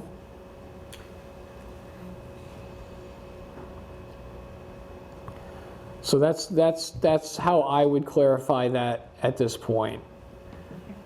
All right, thank you. I hope I made it more clear. If for any reason. Okay. Ish. All right.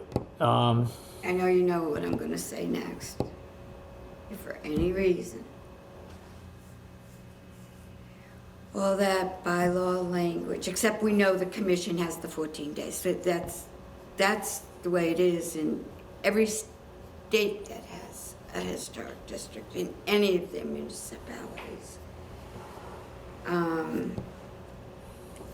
If the Warrant Committee somehow or other feels that all the loose ends aren't tied up, it is going to be a law.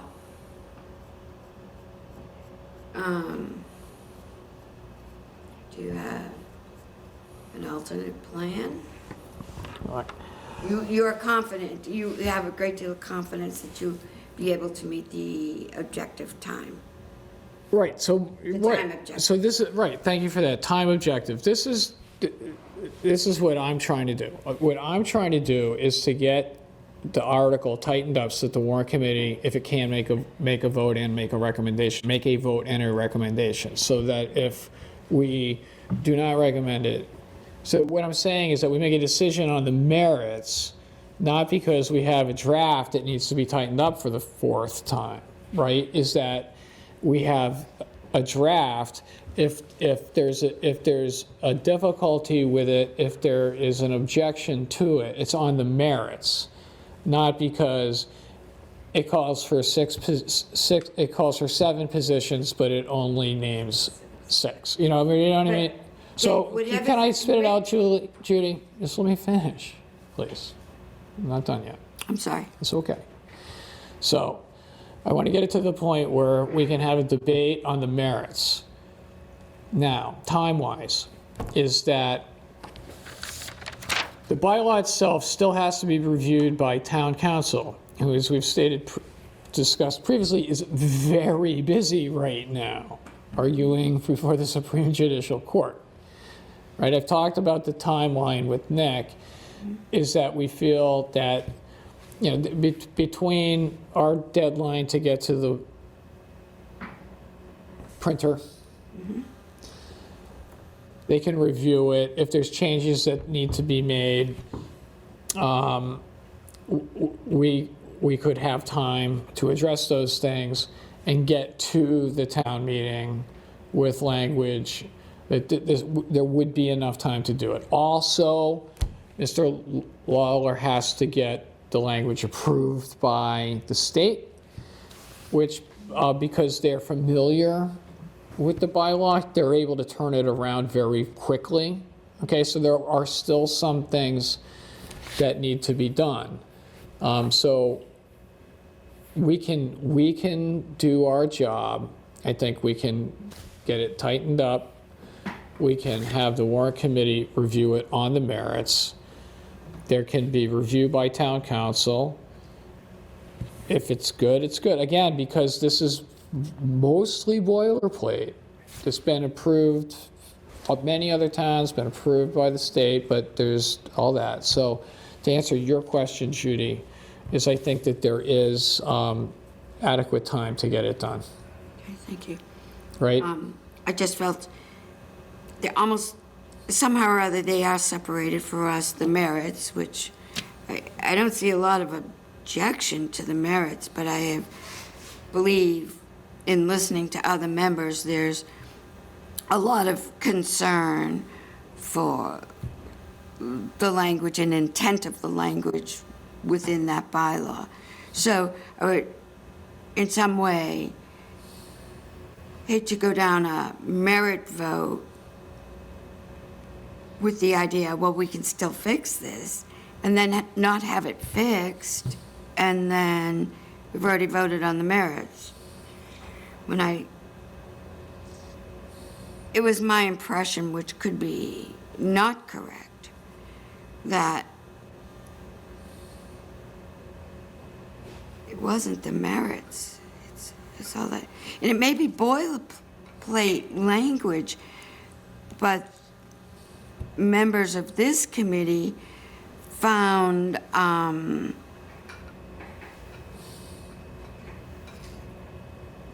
that we didn't weld that boilerplate too well for the article. Right, so what my intent is to get the draft that we've been discussing, like, tightened up to the point where if warrant committee members have an objection to it, they'll have to weigh whether, because at some point their committee is putting this thing forward. At some point they're just going to say, these are the changes we want to make, these are the changes we don't want to make. This, right? Mm-hmm. And so the warrant committee members will just have to make a decision, like at what point does their objection to that turn into a no? Thank you, Dave.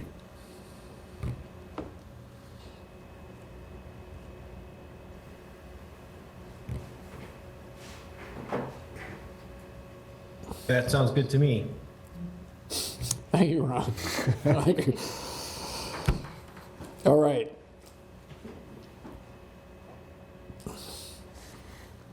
So I'm glad that, I'm glad we've had, we talked about these things that are on our minds.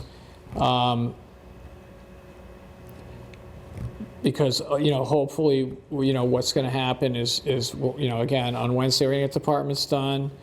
On Monday, we're going to, kind of get the,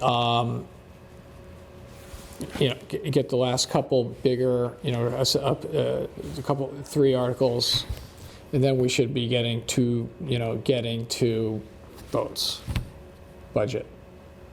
Okay, and I think we have plenty. I'm not going to say we have plenty of time, but we have time. All right. One of the things that I was considering doing is seeing if we had an appetite for an extra meeting this Thursday if we needed more time, but I don't think we need it.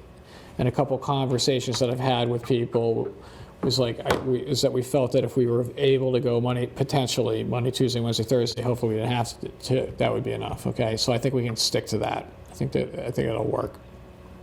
Okay. All right.